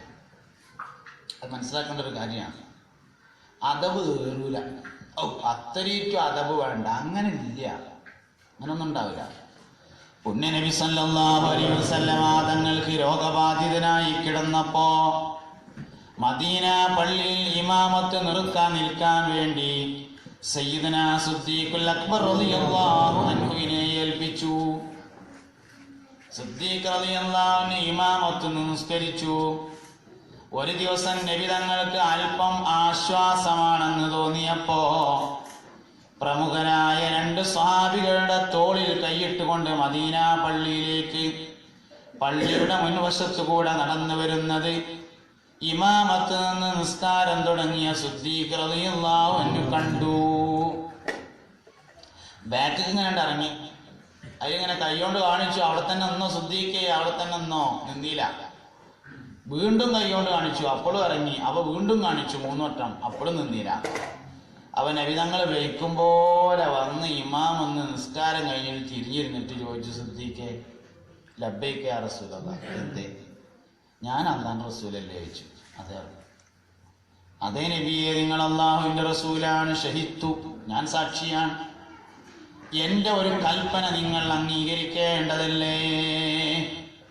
ഞാൻ ഒരു കൽപ്പന പറഞ്ഞ് ഞങ്ങൾ അംഗീകരിക്കണ്ടേ? അതേ നബിയെ, അംഗീകരിക്കേണ്ടതാണ്. എന്നാൽ ഞാൻ നിങ്ങളോട് ഇമാമത്ത് നിൽക്കാൻ പറഞ്ഞിട്ട് നിങ്ങൾ എന്താണ് ബാക്കിലേക്ക് മാറിയത് സിദ്ദീഖേ? അപ്പോൾ പറഞ്ഞു, അല്ലാഹുവിന്റെ റസൂലേ, നിങ്ങളുടെ മുമ്പിൽ ഇമാമത്ത് നിന്ന് നിസ്കരിക്കാൻ പറ്റുന്ന ഒരു മകൻ അബൂ ഖുഹാഫ എന്ന ഉസ്മാന് ജനിച്ചിട്ടില്ല നബിയേ. നിങ്ങളെ മുമ്പിൽ ഇമാമക്കാൻ പറ്റിയ ഒരു മകൻ എന്റെ വാപ്പാക്ക് ഉണ്ടായിട്ടില്ല. നബി തങ്ങൾ പുഞ്ചിരിച്ചു. എന്താ അതിന്റെ അർത്ഥം? അങ്ങനെ തന്നെ വേണ്ടത്. മുറാഅത്തുൽ ആദാബി ഖൈറും മിൻ മുറാഅത്തിൽ അഹ്കാം. ഹുക്കുമുകൾ പരിഗണിക്കുന്നതിനേക്കാൾ പ്രധാനപ്പെട്ടതാണ്, വിധികൾ പരിഗണിക്കുന്നതിനേക്കാൾ പ്രധാനപ്പെട്ടതാണ് അദബ് പരിഗണിക്കുക എന്നത്. വിധി പരിഗണിക്കുന്നതിനേക്കാൾ അദബ് പരിഗണിക്കണം. മറ്റു 3 കാര്യങ്ങളെക്കാളും ഗൾഫ് ഫാമിലിയോട് എനിക്ക് കൂടുതൽ പറയാനുള്ളത്, കുട്ടികളെ പഠിപ്പിക്കേണ്ടത് മര്യാദയാണ്. മര്യാദയും മര്യാദകളും തമ്മിൽ സൂക്ഷ്മമായ ചെറിയൊരു പോയിന്റിന്റെ വ്യത്യാസം ഉണ്ടാവുള്ളൂ. ചെറിയൊരു പോയിന്റിന്റെ വ്യത്യാസം. ഞാനിപ്പോ ചെറിയ ഒരു കുട്ടിയുടെ മാതിരി ഇവിടെ ഇരുന്ന് നിരങ്ങി അന്തേക്കാരപ്പോ എന്റെ അവസ്ഥ. അതേ അവസ്ഥയാണ് ചെറിയ ഒരു കുട്ടി എന്റെ മാതിരി കളിക്കാലും. ഞാൻ പറഞ്ഞ നിങ്ങൾക്ക് മനസ്സിലുണ്ടാവുണ്ടോ അറിയില്ല. ഞാനിപ്പോ ഒരു ചെറിയ കുട്ടിയുടെ മാതിരി ഒരു സെറ്റിയെ കെട്ടിങ്ങാണ്ട് ഇതിൽ കൂടെ ഇങ്ങനെ നിരങ്ങി, അല്ലെങ്കിൽ വലിയ മൂട്ടിന്റെ താഴെ ഒരു ഫാൻ്റെ അവർത്തൊക്കെ മറിച്ചിട്ട് തന്നെ ഇതിൽ കൂടെ ഇങ്ങനെ ഇരുന്ന് നിരങ്ങി അങ്ങനെ ഉണ്ടാവും. അടുത്ത വെള്ളിയാഴ്ച ഇനി കൊത്തുപോകാൻ പറ്റും. അതേ അവസ്ഥയാണ് ചെറിയൊരു കുട്ടി വലിയൊരു മനുഷ്യൻ ചെയ്യുന്നത് പോലെ ചെയ്താലും. രണ്ടും ഒരേപോലെ തന്നെയാണ്. രണ്ടും അദബിനെതിരാണ്, ചെയ്യാൻ പാടില്ലാത്തതാണ്. കുട്ടി ചെയ്യേണ്ട ഒരു കാര്യമുണ്ട്, അതാണ് കുട്ടിയെ പഠിപ്പിക്കേണ്ടത്. കുട്ടികൾ ചെയ്യുന്ന അദബുകളിൽ ആനന്ദം കൊള്ളുന്ന വാപ്പാരായിട്ട് നമ്മൾ മാറുകയാണ്. എന്നിട്ട് അവസാനം കേടെന്നിട്ട് നേരാകാൻ വേണ്ടി വായതൊക്കെ ഒത്തുറുപ്പ്യ. നമ്മൾ നേരാക്കണ്ടേ? 8 മുതൽ 14 വരെയുള്ള 7 കൊല്ലം കുട്ടിയെ മര്യാദ പഠിപ്പിക്കാനുള്ളതാണ്, അദബ് പഠിപ്പിക്കാനുള്ളതാണ്. വാക്കിലും പ്രവൃത്തിയിലും എല്ലാ കാര്യത്തിലും. സ്കൂളിന്റെ അടുത്ത് കൂടെ ഞാൻ നടന്നു പോവുകയാണ്. വാപ്പ ഇന്റെ സ്കൂളാണത് എന്ന് പറയുമ്പോ വാപ്പ തിരുത്തണം, മോനെ ഇന്റെ സ്കൂൾ എന്ന് പറയരുത്, ഞങ്ങളെ സ്കൂൾ എന്ന് പറയേ. സാമൂഹികമായ കാഴ്ചപ്പാട് എന്ന് പറഞ്ഞത് വാപ്പ കൊടുത്താലേ KMCCക്ക് ആളുണ്ടാവുള്ളൂ. അല്ലെങ്കിൽ എനിക്കെന്ത് ചെയ്യാൻ കഴിയും എന്നാലോചിക്കുന്നതിന് പകരം എനിക്കെന്ത് കിട്ടും എന്നാലോചിക്കും. അതാലോചിക്കും. മുഹമ്മദ് ഇസ്മായിൽ സാഹിബിന്റെ മക്കബറ ഞാൻ സിയാറത്ത് ചെയ്തിട്ടുണ്ട് ചെന്നൈയിലെ പെരിയ ജുമാഅത്ത് പള്ളിന്റെ മുമ്പിൽ പ്രത്യേകമായി അടയാളപ്പെടുത്തിയിട്ടുണ്ട് മുഹമ്മദ് ഇസ്മായിൽ സാഹിബിന്റെ ഖബർ. ഞാൻ സിയാറത്ത് ചെയ്തിട്ടുണ്ട്. വലിയൊരു മനുഷ്യനായിരുന്നു. വിജ്ഞാനം എന്താണെന്ന് ഇന്ത്യക്കാരെ പ്രത്യേകിച്ചും പഠിപ്പിച്ചൊരു മനുഷ്യനാണ്.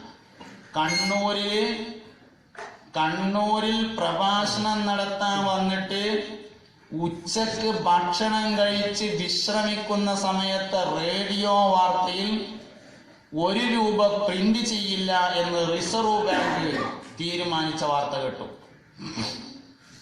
1 രൂപ റിസർവ് ബാങ്ക് പ്രിന്റ് ചെയ്യണില്ല. ആ വാർത്ത വരികയാണ്. കണ്ണൂരിൽ പ്രസംഗിക്കാൻ വന്നിട്ട് ഭക്ഷണം കഴിച്ചിരിക്കുന്ന സമയത്ത് അന്ന് 2 മണിക്ക് കണ്ണൂരിലെ പൊതുയോഗത്തിൽ 2 മണിക്കൂർ സമയം 1 രൂപയെ കുറിച്ച് മാത്രം പ്രസംഗിച്ച ആളാണ് മുഹമ്മദ് ഇസ്മായിൽ സാഹിബ്.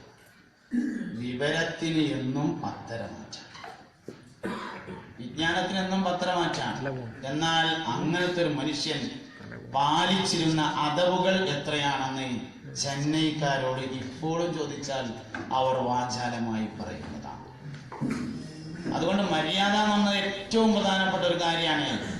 അത് നമ്മൾ 8 മുതൽ 14 വരെയുള്ള സമയത്ത് കുട്ടികളെ പഠിപ്പിക്കണം. 7 വയസ്സ് വരെ കുട്ടികൾ കളിച്ചോട്ടെ, 7 വയസ്സ് വരെ കളിച്ചോട്ടെ. 8 മുതൽ 14 വരെ അത് മനോഹരമായി പഠിപ്പിക്കണം. രണ്ടാം ഭാഗത്ത് ഞാൻ ഇങ്ങനെ പ്രസ് ചെയ്ത് പറയുന്നത് ഏറ്റവും കൂടുതൽ പറയേണ്ട ഭാഗം അതാണെന്ന് തോന്നുന്നുണ്ട്. അദബ് പഠിപ്പിക്കുക എന്നതാണ് ഏറ്റവും കൂടുതലായി പറയേണ്ടത് എന്നെനിക്ക് തോന്നുന്നുണ്ട്. കൂടുതലായി പറയേണ്ടത് അതാണ്.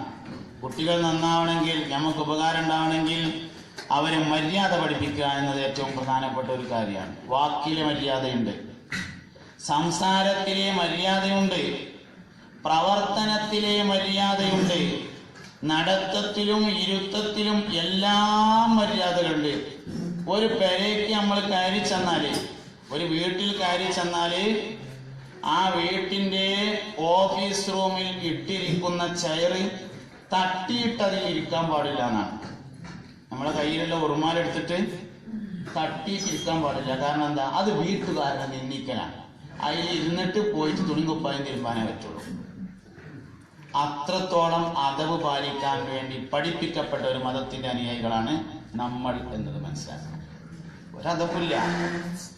ബസ്സില് മുണ്ടിട്ട് സീറ്റ് പിടിച്ചിട്ട് ബസ് കയറാൻ വേണ്ടി ചെല്ലുമ്പോ ബസ്സിന്റെ ഷട്ടറിന്റെ ഉള്ളിൽ കൂടെ മുണ്ടിട്ട് സീറ്റ് പിടിച്ചിട്ട്, കൊടട്ട് സീറ്റ് പിടിച്ചിട്ട്, ബാഗിട്ട് സീറ്റ് പിടിച്ചിട്ട് തിരക്കി കയറി ചെന്ന് സീറ്റിൽ ഇരുന്നിട്ട് വയസ്സന്മാര് നിന്നിട്ട് മേപ്പോട്ട് നോക്കുമ്പോ ആനന്ദിച്ച് ബസ് മുന്നോട്ട് പോകുമ്പോ മരങ്ങൾ പിന്നോട്ടോടുന്ന രസം കണ്ട് നമ്മളിരിക്കും.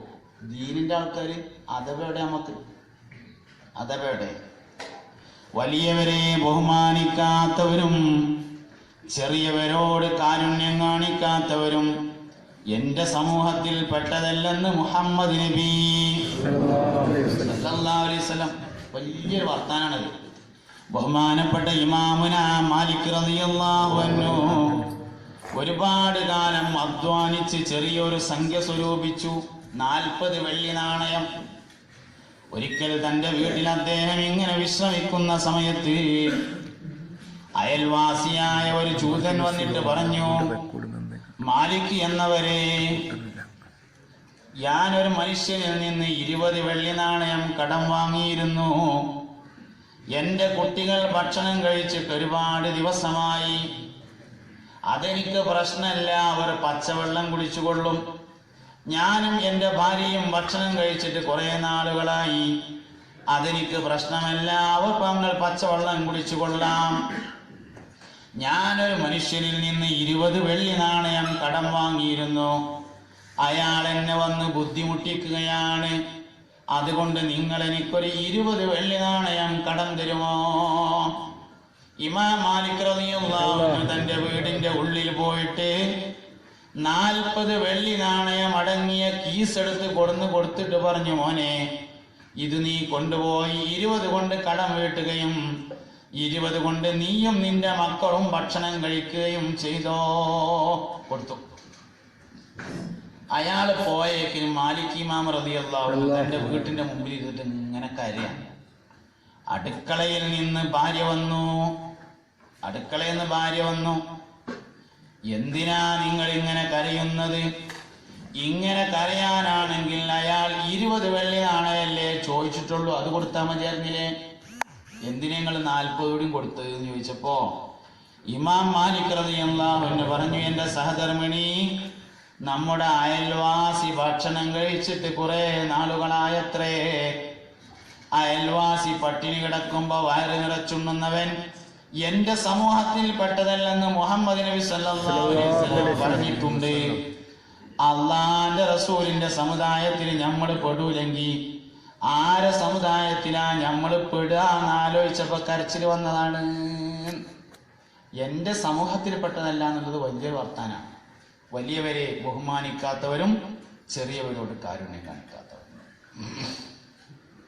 അത് നമ്മൾ മനസ്സിലാക്കണം. ശരിക്ക് തനിക്ക് കിട്ടേണ്ടത് മറ്റൊരാൾക്ക് നീക്കി വെക്കുന്നതിന് പകരം കല്യാണത്തിന് ചെന്നു 20 സീറ്റും ഉണ്ട്, 22 ആളും ഉണ്ട്. എന്നാൽ ആ പുറത്ത് നിൽക്കുന്ന 2 ആള്, സീറ്റ് ഇട്ടാത്ത 2 ആള് നമ്മളാകരുത് എന്നാണ് നമ്മൾ ആഗ്രഹിക്കുക. പ്രായമായിട്ടാണെങ്കിൽ കുഴപ്പമില്ല, കാലുകൊണ്ട് വലുതായിട്ടാണെങ്കിൽ കുഴപ്പമില്ല, ഒന്നുമല്ല, അങ്ങനത്തെ സീറ്റ് കിട്ടൂല. അല്ലാത്തവൻ ചാടി കടന്ന് സീറ്റ് പിടിച്ചിട്ട് അവിടെ ഇരിക്കും. എന്നിട്ടോ സീറ്റ് കിട്ടാത്തവൻ നമ്മളാവരുത് എന്നുള്ളടത്ത് നമ്മളെത്തും. ദീൻ ശരിക്കും പഠിക്കാനുള്ള വിഷയം. ശരിക്കും വാപ്പാനെയും ഉമ്മാനെയും കണ്ടിട്ട കുട്ടികൾ പഠിക്കുന്നത്. കുട്ടികൾ അനുകരിക്കുകയാണ് ചെയ്യുന്നത്. എല്ലാം അനുകരണം. അതുകൊണ്ട് നമ്മുടെ കുട്ടികളെ നമ്മൾ ശ്രദ്ധിക്കുന്നില്ലെങ്കിൽ പോലും നമ്മളെ അനുകരിക്കുന്നുണ്ട്. അവർ നമ്മളെ വാച്ച് ചെയ്യുന്നുണ്ട്. നമ്മൾ ഫോൺ ചെയ്യുമ്പോഴുള്ള സംസാരം വരെ അവർ ശ്രദ്ധിക്കുന്നുണ്ട്. പെരയിലുണ്ട ആളെ ഫോൺ എടുത്തിട്ട് ഞാൻ ഇപ്പൊ സൂക്കില 1 മണിക്കൂർ കഴിയും പെരേക്കെത്താന്. കുട്ടി കേൾക്കുന്നുണ്ടല്ലോ. അത് കളവ് പറയാൻ പഠിക്കുന്നത് വാപ്പാന്റെ അടുത്തും ഉമ്മാന്റെ അടുത്തും തന്നെയാണ്. കട്ടെടുക്കാൻ പഠിക്കുന്നത് വാപ്പാന്റെ അടുത്തും ഉമ്മാന്റെ അടുത്തും തന്നെയാണ്. വേറെ ഒന്നല്ല. വാപ്പാനും ഉമ്മാനും തന്നെയാണ് കുട്ടികൾ മാതൃകയാക്കുന്നത്. എല്ലാ വിഷയത്തിലും അങ്ങനെയാണ്. ഒരു കുട്ടിയിൽ എന്തെല്ലാം ഗുണങ്ങൾ കാണുന്നുണ്ടോ അത് വാപ്പാനും ഉമ്മാന്റെ അടുത്ത് പഠിച്ചതാണ്.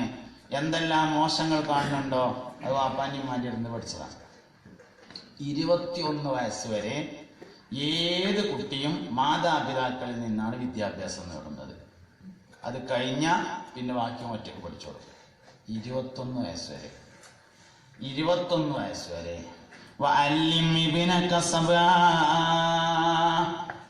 14 കഴിഞ്ഞാൽ 21 വരെയുള്ള 7 കൊല്ലം നീ അവനെ വിജ്ഞാനം പഠിപ്പിക്ക്, അവനെ ഇൽമ പഠിപ്പിക്ക്, ഗഹനമായ വിവരങ്ങൾ അവനെ നീ ബോധ്യപ്പെടുത്ത്. അങ്ങനെ നീ അവനെ പഠിപ്പിക്കണം. അങ്ങനെയാണ്. അപ്പൊ കുട്ടികളെ നമ്മളെ കൊണ്ട് നേരാവുന്നു, നമ്മളെ കൊണ്ട് കേടുവരുന്നു. അവരുടെ ഓരോ ചലനങ്ങളെയും നമ്മൾ നോക്കുകയും മനസ്സിലാക്കുകയും ചെയ്യേണ്ടതുണ്ട്. ഒരു കുട്ടി മുല കുടിക്കുന്ന സമയത്ത് ഉമ്മയുടെ സംസാരം പോലും കുട്ടിയെ സ്വാധീനിക്കുന്നുണ്ട്. ഒരു കുട്ടി മുല കുടിക്കുന്ന സമയത്ത് ഉമ്മയുടെ കാഴ്ചകൾ കുട്ടിയെ സ്വാധീനിക്കുന്നുണ്ട്. മുല കുടിക്കുമ്പോ ഉമ്മ എന്താണോ നോക്കുന്നത് അതന്നെയാണ് കുട്ടി നോക്കുന്നത്. ഉമ്മ സീരിയൽ കാണാണ്, കുട്ടിക്ക് മുല കൊടുക്കണുണ്ട്. അതിലിങ്ങനെ കണ്ടാണ്ട് ഉമ്മ ഇങ്ങനെ കരഞ്ഞാൽ എന്താ ഉണ്ടാവുക? ഏത് കുവൈത്ത് പോയാലും കരഞ്ഞാണ്ട് നാട്ടിൽ തന്നെ വരും. കാരണം ഓന് മുല കുടിക്കുമ്പോ ഉമ്മ കണ്ട് കരഞ്ഞിട്ടുണ്ട്. അപ്പോൾ കുട്ടിയും അത് കാണുന്നുണ്ട്. ഉമ്മ എന്താണോ കാണുന്നത് അത് കുട്ടിയും കാണുന്നു. ഉമ്മ എന്താണോ കേൾക്കുന്നത് അത് കുട്ടിയും കേൾക്കുന്നു. ഉമ്മ എന്താണോ ചിന്തിക്കുന്നത് അത് കുട്ടിയും ചിന്തിക്കുന്നു. ഞാൻ വെറുതെ പറയില്ല. മുലയെടുക്കുന്ന സമയത്ത് ഉമ്മ വെറുതെ ചിരിച്ചു നോക്കിയാൽ മതി, കുട്ടി ചിരിക്കും. മുല കൊടുക്കുന്ന സമയത്ത് ഉമ്മ വെറുതെ കരഞ്ഞു നോക്കിയാൽ മതി, കുട്ടിയും കരയും. അതിന്റെ അർത്ഥം എന്താ? ഉമ്മ എന്താണോ ചിന്തിക്കുന്നത് അത് തന്നെയാണ് കുട്ടി ചിന്തിക്കുന്നത്. ഉമ്മ എന്താണോ കാണുന്നത് അത് തന്നെയാണ് കുട്ടിയും കാണുന്നത്. ഉമ്മ എന്താണോ സംസാരിക്കുന്നത് അത് തന്നെയാണ് കുട്ടിയും സംസാരിക്കുന്നത്. വിത്ത് ഗുണം 10 ഗുണമാണ്. പാപ്പാനേക്കാൾ ആ വിഷയത്തിൽ പ്രധാനമാണ് ഉമ്മ. ലോക ചരിത്രത്തിൽ വളരെ പ്രധാനികളായി വന്നിട്ടുള്ള പലരെയും ഉമ്മാരെ നോക്കിയിട്ടുള്ളത്. ഉമ്മാരെ നോക്കിയ കുട്ടികളാണ് വലിയ മഹത്തുക്കളായി മാറിയിട്ടുള്ളത്. നബി സല്ലല്ലാഹു അലൈഹി വസല്ലം തങ്ങൾ ഉൾപ്പെടെ. നബി ഞങ്ങളെ വാപ്പ നോക്കിയിട്ടില്ലല്ലോ. അബ്ദുല്ലാഹ് റളിയല്ലാഹു അൻഹു ചെറുപ്പത്തിൽ തന്നെ ജനിക്കുന്നതിന് മുമ്പ് മരിച്ചിട്ടുണ്ട്. ബഹുമാനപ്പെട്ട പുണ്യ നബി സല്ലല്ലാഹു അലൈഹി വസല്ലം തങ്ങളെ ഉമ്മയായ ആമിന ബീവി റളിയല്ലാഹു അൻഹയാണ് നോക്കിയത്. മൂസ നബി അലൈഹിസ്സലാമിനെ തന്റെ ഉമ്മയാണ് നോക്കിയത്. ഇസ്മായിൽ നബി അലൈഹിസ്സലാമിനെ തന്റെ ഉമ്മയാണ് നോക്കിയത്. താഴത്തേക്ക് വന്നാൽ അങ്ങനെ തന്നെയാണ്. അനസ് ബിൻ മാലിക് റളിയല്ലാഹു അൻഹുവിനെ തന്റെ ഉമ്മ നോക്കിയതാണ്. അബൂ ഹുറൈറ റളിയല്ലാഹു അൻഹുവിനെ തന്റെ ഉമ്മ നോക്കിയതാണ്. താബികളിലേക്ക് വന്നാൽ അങ്ങനെ തന്നെയാണ്. തബഉ താബികളിലേക്ക് വന്നാൽ അങ്ങനെ തന്നെയാണ്. ഇമാം ഷാഫിഈ റളിയല്ലാഹു അൻഹുവിനെ തന്റെ ഉമ്മ നോക്കിയതാണ്. ഇമാം മാലിക് റളിയല്ലാഹു അൻഹുവിനെ ഉമ്മയാ നോക്കിയത്. ചെറുപ്പത്തിൽ നാടുവിട്ടുപോയതാ വാപ്പ. മാലിക് ഇമാമിന്റെ ഉമ്മയെ നോക്കിയിട്ടുള്ളത്. ജന്മന കണ്ണു കാണാത്തയാളായിരുന്നു സയ്യിദുന മുഹമ്മദ് ബിൻ ഇസ്മായിൽ ബുഖാരി റളിയല്ലാഹു അൻഹു. ഉമ്മ അങ്ങോട്ട് ദോരന്നിട്ട് കണ്ണിന് കാഴ്ചെത്തി. ഭൂമി മുഴുവൻ 4 പ്രാവശ്യം കറങ്ങാൻ മാത്രം ഇൽമിന്റെ വഴിയിൽ ആ വലിയ മനുഷ്യൻ സഞ്ചരിച്ചു. ഉമ്മാന്റെ ദുആ. നമ്മൾ നമ്മുടെ കുട്ടികൾക്ക് എന്താഗ്രഹിക്കുന്നു അത് പ്രധാനമാണ്. സംസം വെള്ളം എന്ന് പറഞ്ഞാല് തന്നാസിലാക്കിട്ട് നമ്മൾ നാട്ടിൽ കൊണ്ടുപോകണ്ടല്ലോ. ഒരു ഉമ്മ തന്റെ കുട്ടിക്ക് വേണ്ടി ആഗ്രഹിച്ചതാണ് ആ വെള്ളം. ഒരു ഉമ്മ തന്റെ കുട്ടിക്ക് വേണ്ടി ആഗ്രഹിച്ചതാണ്. കുട്ടി ഇങ്ങനെ വിശന്ന് കരഞ്ഞപ്പോ ബഹുമാനപ്പെട്ട ഹാജറ ബീവി റളിയല്ലാഹു അൻഹ വെള്ളവും തേടിയിട്ട് ഇങ്ങനെ നടന്നു. സഫയും മർവയും കുഞ്ഞിൻ നിലവിളി കേട്ടു തകർന്നു കഴിഞ്ഞു. സൈകത ഭൂവിനെ ഹൃദയമലിഞ്ഞവൾ മാറു തുറന്നു കനിഞ്ഞു. ഇസ്മായിലിൻ ദാഹം തീർക്കാനന്നുറ പൊട്ടിയ സംസം ഇന്നും ഇബ്രാഹിം തൻ മക്കളെ നൊമ്പരം മാറ്റും തീർത്ഥം. ഒരു ഉമ്മാന്റെ ആഗ്രഹമാണ് ആ വെള്ളത്തിന്റെ പിന്നിലുള്ളത്. നമ്മൾ നമ്മുടെ കുട്ടികൾക്ക് വേണ്ടി എന്താഗ്രഹിക്കുന്നു അത് കുട്ടികൾക്ക് കിട്ടും. ഉമ്മ എന്താ ആഗ്രഹിക്കണത്, വാപ്പ എന്താ ആഗ്രഹിക്കുന്നത് അതാണ് കുട്ടികൾക്ക് കിട്ടുക. ഒരു നല്ലത് ആഗ്രഹിക്കാൻ പോലും പലപ്പോഴും നമുക്ക് പറ്റണില്ല എന്നുള്ളതാണ് നമ്മളെ പ്രശ്നം. കുട്ടികൾക്ക് വേണ്ടി നല്ലത് ആഗ്രഹിക്കാൻ പോലും പറ്റണില്ല. കുട്ടികൾ നേരായില്ലെങ്കിൽ പിന്നെ കുടുംബത്തിൽ എന്ത് ചെയ്യാനുള്ളത്? ഒന്നുമില്ലല്ലോ. ബാക്കിയൊക്കെ അഡ്ജസ്റ്റ് ചെയ്യാലോ. ഒരു നേരം തിന്നാനില്ലെങ്കിൽ കാറ്റ് മുണങ്ങാൻ നിൽക്കാം. കുട്ടികൾ നേരായില്ലെങ്കിൽ പിന്നെ എന്താ ഉള്ളത്? ഓല് കള്ളുടിയന്മാരും ചീട്ടളിക്കാരും വ്യഭിചാരികളും പലിശക്കാരും പിടിച്ചുപറിക്കാരും ആയാല് പിന്നെന്ത് രസമുള്ളത്? ഉമ്മയും വാപ്പയും തിന്നാതെ ഭക്ഷണം കൊടുക്കും മക്കൾക്ക്, എന്നാലും നേരാവട്ടെ എന്ന് കരുതിയിട്ട്. എന്നിട്ടും നേരായില്ലെങ്കിൽ, അതുകൊണ്ട് കുടുംബജീവിതത്തിലെ ഏറ്റവും പ്രധാനപ്പെട്ട ഭാഗം മക്കൾ നേരാകുക എന്നുള്ളത് തന്നെയാണ്. മക്കൾ നേരാകുക എന്നുള്ളത് തന്നെയാണ്. ചരിത്രത്തിൽ ആദ്യമായി അല്ലാഹുവേ എൻ്റെ കുട്ടിയെ പിശാചിന്റെ ഷറുകളെ തൊട്ട് കാക്കണേ എന്ന് ദുആ ചെയ്തത് മറിയം ബീവി റളിയല്ലാഹു അൻഹായുടെ ഉമ്മയായ ഹന്നത്ത് ബീവിയാണ്. ഇന്നി ഉഈദുഹാ ബിക വദുരിയതഹാ മിനശ് ശൈത്വാനിർ റജീം. ഹന്നത്ത് ബീവി ദുആ ചെയ്തു. നഫ്സുൽ ഫിത്ര എന്നാണ് കുട്ടികളുടെ ഒന്നാമത്തെ മനസ്സിനെ കുറിച്ച് പറയാം. ആ സമയത്ത് ഒരു കുട്ടിയെ നേരിട്ട് പിശാച് സ്വാധീനിക്കൂല എന്നാണ്. സംസാരം തുടങ്ങുന്നത് വരെ പിശാച് ഒരു കുട്ടിയെ നേർക്ക് നേരെ സ്വാധീനിക്കുകയില്ല, അതിന് കഴിയില്ല എന്നാണ്. പിന്നെന്താ ചെയ്യാ? ഇമ്മാന്റെ വാപ്പാന്റെ അടുത്ത് ചെന്നിട്ട് സ്വാധീനം ചെലുത്തുക ചെയ്യാം. അവന്റെ അമ്മാന്റെ അടുത്ത് ചെല്ലും, എന്നിട്ട് കുട്ടിയെ കുറിച്ചുള്ള ധാരാളം സങ്കല്പങ്ങൾ പറഞ്ഞു കൊടുക്കും. ഇന്നോടത്ത് ഇന്നാളെ മാതിരി ആയപ്പോലെ എൻ്റെ കുട്ടി ഫിറാവിന്റെ മാതിരി. ഫിറാവിന് ഉദാഹരണം, ഒരാൾക്കാരെ പേരിങ്ങനെ പറഞ്ഞു കൊടുത്തിട്ട് അങ്ങനെ ആയാൽ പോലെ എന്ന് ചോദിച്ചു. അപ്പൊ ഉമ്മ അങ്ങനെ ആയാൽ മതി, കുട്ടി അങ്ങനെ ആവും. ഉമ്മാന്റെ ആഗ്രഹമാണ് കുട്ടി, വാപ്പാന്റെ ആഗ്രഹമാണ് കുട്ടി. വാപ്പാന്റെ അടുത്ത് ചെന്നിട്ട് ഇങ്ങനെ പറഞ്ഞു കൊടുക്കും ശൈത്താന്, മറ്റേ അവന്റെ കാറുവിന്റെ മാതിരി ആയാൽ പോരെ, ഭയങ്കര സൗകര്യം. സ്വർഗമൊക്കെ ഉണ്ടായിരുന്നല്ലോ കാറുവിന്, സ്വർഗം ഉണ്ടാക്കിയിട്ട് കുടിക്കണമെന്നല്ലേ മരിച്ച്. അതുകൊണ്ട് അങ്ങനെ കാറുവിന്റെ മാതിരി സ്വർഗമൊക്കെ ഉള്ള രൂപത്തിലായാൽ പോരെ എന്ന് ശൈത്താൻ ചോദിക്കുമ്പോൾ വാപ്പാക്ക് തോന്നും അത് തിരക്കടില്ല, രണ്ട് സ്വർഗമൊക്കെ ഉണ്ടെങ്കിൽ. വാപ്പാന്റെ ആഗ്രഹം എന്താണോ അതിനനുസരിച്ചാണ് കുട്ടി വരിക, ഉമ്മാന്റെ ആഗ്രഹം എന്താണോ അതിനനുസരിച്ച് വരും. കുട്ടിയെ നേരെ സമീപിക്കാറില്ല, വാപ്പാനെയും ഉമ്മാനെയും സമീപിക്കലാണ് പതിവ്.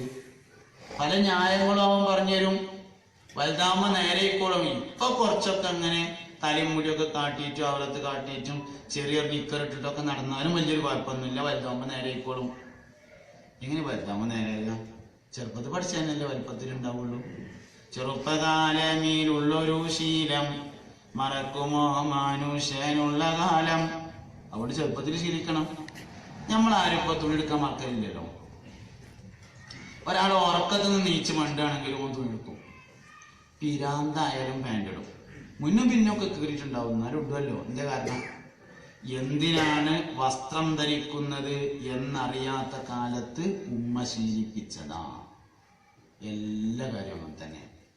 അതുകൊണ്ട് വലുതായാൽ കുട്ടി ഔറത്ത് മറക്കണമെന്ന് ആഗ്രഹമുണ്ടെങ്കിൽ ചെറുപ്പം മുതൽ ഔറത്ത് മറച്ചിട്ട് ശീലിക്കണം. ഇത് വളരെ പ്രധാനപ്പെട്ട ഒരു കാര്യമാണ്. പിശാച് നമ്മളെ നന്നായിട്ട് സ്വാധീനിക്കാൻ അവൻ ഓരോ ന്യായങ്ങൾ പറഞ്ഞിരുന്നു. കല്യാണത്തിന്റെ തലേ ദിവസം രാത്രി വീട്ടിലേക്ക് വരുന്ന എല്ലാവർക്കും കണ്ണുകൊണ്ട് വ്യഭിചരിക്കാൻ വേണ്ടി സ്വന്തം രക്തത്തിൽ പിറന്ന മകളെ അണിയിച്ചൊരുക്കി മുല്ലപ്പൂവ് ചൂടിയിട്ട് തലയിൽ തട്ടമിടാതെ പന്തലിൽ കൊണ്ടുപോയി നിർത്തിക്കൊടുക്കുന്ന വാപ്പയും ഉമ്മയും വ്യഭിചരിച്ചതിന്റെ ശിക്ഷ അനുഭവിച്ചാൽ മതിയാകില്ല, വ്യഭിചാരശാല നടത്തിയതിന്റെ ശിക്ഷ അനുഭവിക്കേണ്ടി വരുന്നതാണ്. കാരണം അവിടെ നടക്കുന്നത് നേത്രവ്യഭിചാരമാകുന്നു. എന്തിനാ നമ്മൾ അങ്ങനെ കുറ്റം വാങ്ങി വെക്കുന്നത്? ആ കുട്ടിയും കേടുന്നു, ആ കുട്ടിന്റെ പരമ്പരയും കേടില്ല. ശൈത്താന് ഒരു തലമുറയെ ഒന്നിച്ച് നശിപ്പിക്കാൻ വേണ്ടി ചെയ്യുന്ന പരിപാടി നിക്കാഹിന്റെ അന്ന് അവരെ പോയി സ്വീപ്പാക്കുക എന്നുള്ളതാണ്. രാത്രി 3:30 മണിക്കൊക്കെ ഏറ്റവും അടുത്ത സുഹൃത്തിന്റെ കൊലത്തിൽ ശൈത്താൻ വരും. എന്നിട്ട് ഉറങ്ങാൻ നേരം വൈകിട്ട് ഭർത്താവിന്റെയും വലിയന്റെയും സുബഹി നിസ്കാരം കഥാക്കി തരും. നല്ല അടുത്ത സുഹൃത്തിന്റെ കൊലത്തിലാണ് വരിക. അതുകൊണ്ട് പിന്നെ ഉറങ്ങാൻ എന്തായാലും നിർവാഹമില്ല, സുബഹി നിസ്കാരം കഥാക്കി തരും. അങ്ങനെയാണ് അവൻ നമ്മളെ സ്വാധീനിക്കുന്നത്. ഒരു മനുഷ്യനെ കേടെടുക്കാൻ വേണ്ടിയിട്ട് 5000 തവണ ശ്രമിച്ചിട്ടും നടന്നില്ലെങ്കിൽ ഇനി അവന്റെ അടുത്തേക്ക് പോകാനാവൂല, ഞാൻ അങ്ങോട്ട് പോകൂല എന്നൊന്നും ചെയ്താൻ പറയില്ല. 5001 പ്രാവശ്യം അവൻ വീണ്ടും വന്നിരിക്കും. ആക്റ്റീവാണ് പിശാച്, അവൻ സജീവമാണ്. സജീവതയാണ് അവന്റെ മുഖമുദ്ര. അവൻ ആക്റ്റീവാണ്, സജീവാണ്. അതുകൊണ്ട് നമ്മൾ തിരിച്ചറിയേണ്ടതുണ്ട്. നമ്മൾ തിരിച്ചറിയണം, മക്കൾ നന്നായാലും പിന്നെ ദുനിയാവിൽ എന്തുണ്ടായിട്ട് എന്താ കാര്യം? മരിച്ചു പോകുമ്പോൾ കൊണ്ടാളുള്ളതാണ് കുട്ടികളെ. മരിച്ചു പോകുമ്പോൾ കൊണ്ടാളുള്ളതാ. 3 കാര്യം മരിച്ചു പോകുമ്പോൾ കൊണ്ടുപോകുന്നല്ലേ പുണ്യനെ പറഞ്ഞത്. അതിൽ 3-മത്തത് വലതുന് സ്വാലിഹുൻ യദൂലഹു, മരിച്ചു പോകുമ്പോൾ കൊണ്ടാളുള്ളതാണ്. ഇദാ മാത്തൽ ഇൻസാനു ഇൻഖതഅ അമലുഹു ഇല്ലാ മിൻ സലാസ. ഒരു മനുഷ്യൻ മരിച്ചാൽ മുറിയാതെ ഓന്റെ ഒപ്പം പോരുന്ന 3 അമലാണ്. സദഖത്തുൻ ജാരിയ, ഇൽമുൻ യുൻതഫഉ ബിഹി, ഔ വലദുൻ സാലിഹുൻ യദഊലഹു. അതുകൊണ്ട് കുട്ടികൾ മരിച്ചു പോകുമ്പോൾ കൊണ്ടുപോകാനുള്ളതാണ് എന്ന നിലയ്ക്ക് നമ്മൾ കാണണം. അതിന്റെ കണക്ഷൻ ഖബറിലേക്കുണ്ട്. മദ്രസയിൽ പള്ളിക്കൂടത്തിൽ ഇരുന്നു കൊണ്ട് ഒരു കുട്ടി ബിസ്മില്ലാഹിർ റഹ്മാനിർ റഹീം എന്നിങ്ങനെ ഓതും. ഖബറിൽ കിടക്കുന്ന വാപ്പ അല്പം ദറജ ഉയരുകയോ ശിക്ഷ അനുഭവിക്കുകയാണെങ്കിൽ അല്പം ലഘൂകരിക്കുകയോ ചെയ്യുമ്പോ മലക്കുകളോട് ചോദിക്കും, എത്രയേ മലക്കുകളെ, എന്താണ് എനിക്കിങ്ങനെ ആശ്വാസം ലഭിക്കാൻ കാരണമെന്ന്. അപ്പോൾ മലക്കുകൾ പറയും, എന്നാണ് നിങ്ങളുടെ മോന്, നിങ്ങളുടെ മോള് പള്ളിക്കൂടത്തിൽ വെച്ചുകൊണ്ട് ബിസ്മില്ലാഹിർ റഹ്മാനിർ റഹീം എന്ന് പാരായണം ചെയ്തിരിക്കുന്നു. ഓരോ ബിസ്മിയും ഖബർക്ക് കിട്ടും കുട്ടിയത്. ബിസ്മി ചെല്ലണ്ടേ, എന്നാലല്ലേ കിട്ടുള്ളൂ. നമ്മൾ അധ്വാനിച്ചുണ്ടാക്കി വെച്ച സമ്പത്ത് കൊണ്ട് മക്കൾ ചെയ്തു കൂട്ടുന്ന വേണ്ടാവൃത്തികളുടെയും പരാക്രമങ്ങളുടെയും ശിക്ഷയിൽ നിന്നൊരംശം ഖബറിൽ വെച്ചുകൊണ്ട് അനുഭവിക്കേണ്ടി വരുന്നതാണ്. മക്കളുടെ നന്മയിൽ നിന്ന് ഒരംശം മാതാപിതാക്കൾക്കുണ്ടെങ്കിൽ മക്കളുടെ തിന്മയിൽ നിന്നും ഒരംശം മാതാപിതാക്കൾ പറ്റേണ്ടി വരുന്നതാണ്. അതുകൊണ്ട് കുട്ടികൾ നന്നാകുക എന്നുള്ളതല്ലാതെ ദുനിയാവിൽ നമുക്കൊന്നും നേടാനില്ല. ഇബ്രാഹിം നബി തുറന്നിട്ടുണ്ട്, റബ്ബിലാ തുഖ്സിനി ഹീന യുബഅസുൻ യൗമ ലാ യൻഫഉ മാലുൻ വലാ ബനൂൻ ഇല്ലാ മൻ അത്തല്ലാഹ ബിഖൽബിൻ സലീം. നമ്മളെ കുട്ടികൾക്ക് നമ്മൾ മനസ്സറിഞ്ഞ് ദുആ ചെയ്യുന്നതിനേക്കാൾ ഇജാബത്ത് വേറെ ആര് ദുആ ചെയ്താലില്ല. എന്റെ മുന്നിലുള്ള സഹോദരങ്ങളെ, അല്പം അപ്പുറത്ത് നിന്ന് എന്റെ ശബ്ദം ശ്രവിക്കുന്ന സഹോദരിമാരെ, നമ്മൾ ആരെങ്കിലും നമ്മളെ കുട്ടികൾക്ക് വേണ്ടിയിട്ടൊന്നും മനസ്സറിഞ്ഞ് വരക്കാറുണ്ടോ? നമ്മൾ ദുആ പലപ്പോഴും അവകാശം ചോദിക്കുന്നത് പോലെയാണ് ആകാറുള്ളത്. നമ്മൾ അള്ളാഹിനോട് എന്തോ കാര്യമായിട്ടൊരു അവകാശം കിട്ടാണ്ട് അത് ചോദിക്കുമ്പോഴാണ് ഇത് വരക്കൽ. റബ്ബന എന്ന വാക്കിന്റെ അർത്ഥം തന്നെ കിട്ടിയ നന്നായിരുന്നു എന്നാണ് അതിന്റെ അർത്ഥം. എന്റെ റബ്ബേ എന്ന് പറഞ്ഞാല് തന്ന നന്നായിരുന്നു പഠിച്ചോനെ എന്നാണ് അതിന്റെ അർത്ഥം. പക്ഷെ നമ്മൾ ദുആ പലപ്പോഴും അവകാശം ചോദിക്കുന്നത് പോലെയാണ് ആവാറുള്ളത്. നമ്മൾ ആരാ മനസ്സറിഞ്ഞ് നമ്മുടെ കുട്ടികൾക്ക് നിന്ന് ദ്വാരക്കാറുള്ളത്? വേറെ പലരും ദ്വാരക്കാൻ വേണ്ടി ഏൽപ്പിക്കും. വേണ്ട തന്നെയാണ്. എന്റെ കുട്ടിക്ക് ഞാൻ ദ്വാരക്കണ അത്ര ഇജാബത്ത് വേറെ ആര് തന്നാലും കിട്ടില്ല. മാതാപിതാക്കളുടെ ദുആയാണ് കുട്ടികൾക്ക് ഏറ്റവും കൂടുതൽ ഇജാബത്തുള്ളത്. അതുകൊണ്ട് കുട്ടികൾക്ക് വേണ്ടി ഒന്ന് ദ്വാരക്കാനെങ്കിലും നമുക്ക് സമയം വേണ്ടേ? വേറുള്ളൊക്കെ നിർത്തിക്ക സുബീകരിച്ചിട്ട് ശേഷം ഖുർആൻ ഓതിയിട്ട് ഒന്ന് കുട്ടികൾക്ക് വേണ്ടി ദ്വാരുന്നാല് നേരെ ഇങ്ങനെ നോക്കിയാൽ തന്നെ കുട്ടികളിൽ മാറ്റം വരുന്നത് കാണാൻ പറ്റും. ഒന്നും വേണ്ട, നമ്മൾ ദ്വാരുന്നിട്ട് ഓരോ ദിവസവും മനസ്സറിഞ്ഞ് ദ്വാരുന്നിട്ട് കുട്ടികളിലുള്ള മാറ്റങ്ങളെ നമുക്ക് നിരീക്ഷിക്കാവുന്നതാണ്. മാതാപിതാക്കളുടെ ദ്വാന്റെ അത്ര കുട്ടികൾക്ക് ഇജാബത്ത് കിട്ടുന്ന വേറൊരു ദ്വയില്ല. അതിനുപോലും മടിയാണ് യഥാർത്ഥത്തിൽ നമുക്ക്. എന്നിട്ട് കുട്ടികൾ എന്നാണെന്ന് നമുക്ക് എല്ലാവർക്കും ആഗ്രഹമുണ്ട്. മര്യാദകളിൽ ഒന്നാമത്തെ മര്യാദ ഭക്ഷണത്തിന്റെ മര്യാദയാണ്. ഏറ്റവും പ്രധാനപ്പെട്ട മര്യാദ ഭക്ഷണ മര്യാദ. അതിന് വാപ്പാക്കും ഉമ്മാക്കും എവിടെ കുട്ടികളൊപ്പം ഭക്ഷണം കഴിക്കാൻ നേരമുണ്ടോ? ആദ്യം മര്യാദ പഠിപ്പിക്കണമെങ്കിൽ ഒപ്പം വേണമല്ലോ. അല്ലാതെ മര്യാദ എഴുതി പഠിപ്പിക്കാൻ പറ്റൂലല്ലോ. ഈ മര്യാദ അദബ് എന്ന് പറഞ്ഞത് എഴുതി പഠിപ്പിക്കാൻ പറ്റിയ കാര്യമല്ല. അത് ഏടിലുണ്ടാവുന്ന മാത്രം, അത് കാണിച്ചു പഠിപ്പിക്കണം. ഭക്ഷണം കഴിക്കുമ്പോഴുള്ള മര്യാദ കാണിച്ചു പഠിപ്പിക്കണമെങ്കിൽ വാപ്പാക്കും ഉമ്മാക്കും കുട്ടികളൊപ്പം ഭക്ഷണം കഴിക്കാനുള്ള നേരം കിട്ടണ്ടേ? ഹർത്താലിന്റെ അന്നേലും നാട്ടില്, ഇവിടെ പിന്നെ അതും ഇല്ല. ഒരു ഹർത്താലെങ്കിലും ഉണ്ടെങ്കിൽ അന്നേലും ഒരു നാടൻ കോയിന് അർത്ഥം കണ്ട് കുട്ടികളൊപ്പം ഇരുന്നാണ്ട് ഒന്ന് ചോറ് കഴിക്കാന്ന് വിചാരിക്കായിരുന്നു. അതും നിർവാഹമല്ല. വെള്ളിയാഴ്ച നമുക്കൊന്നും ചെയ്തൂടെ? ഒന്ന് കുട്ടികളൊപ്പം ഇരുന്നാണ്ട് ഇനിയിപ്പോ ആകെ ഒരു വെള്ളിയാഴ്ച അല്ല, ഇനിയിപ്പോ ഞാൻ ഓനോട് ഇപ്പൊ ദേഷ്യപ്പെടാം, അത് പഠിപ്പിക്കാന്ന് ദേഷ്യപ്പെടലല്ല, അത് മനസ്സിലാക്കാത്തോണ്ടുള്ള പ്രശ്നമാണ്. വാപ്പ കാണിച്ചാൽ മതി കുട്ടി അനുകരിക്കും. കൊഴിഞ്ഞു ചാടിയ ഭക്ഷണം. കൊഴിഞ്ഞു ചാടിയ ഭക്ഷണം 3 രോഗത്തിനുള്ള മരുന്നാണെന്ന് മുഹമ്മദ് നബി സല്ലല്ലാഹു അലൈഹി വസല്ലം പഠിപ്പിച്ചിട്ടുണ്ട്. ജുനൂനിനും ജുദാമിനും ബറസിനും ചികിത്സയാണ്. മരുന്നില്ല എന്ന് വൈദ്യരോഗം വിളിച്ചു പറയുന്ന 3 രോഗങ്ങളാണ്. ഒന്ന് ഭ്രാന്തി എന്ന രോഗവും, ഒന്ന് കുഷ്ഠം എന്ന രോഗവും, ഒന്ന് വെള്ളപ്പാണ്ടി എന്ന രോഗവും.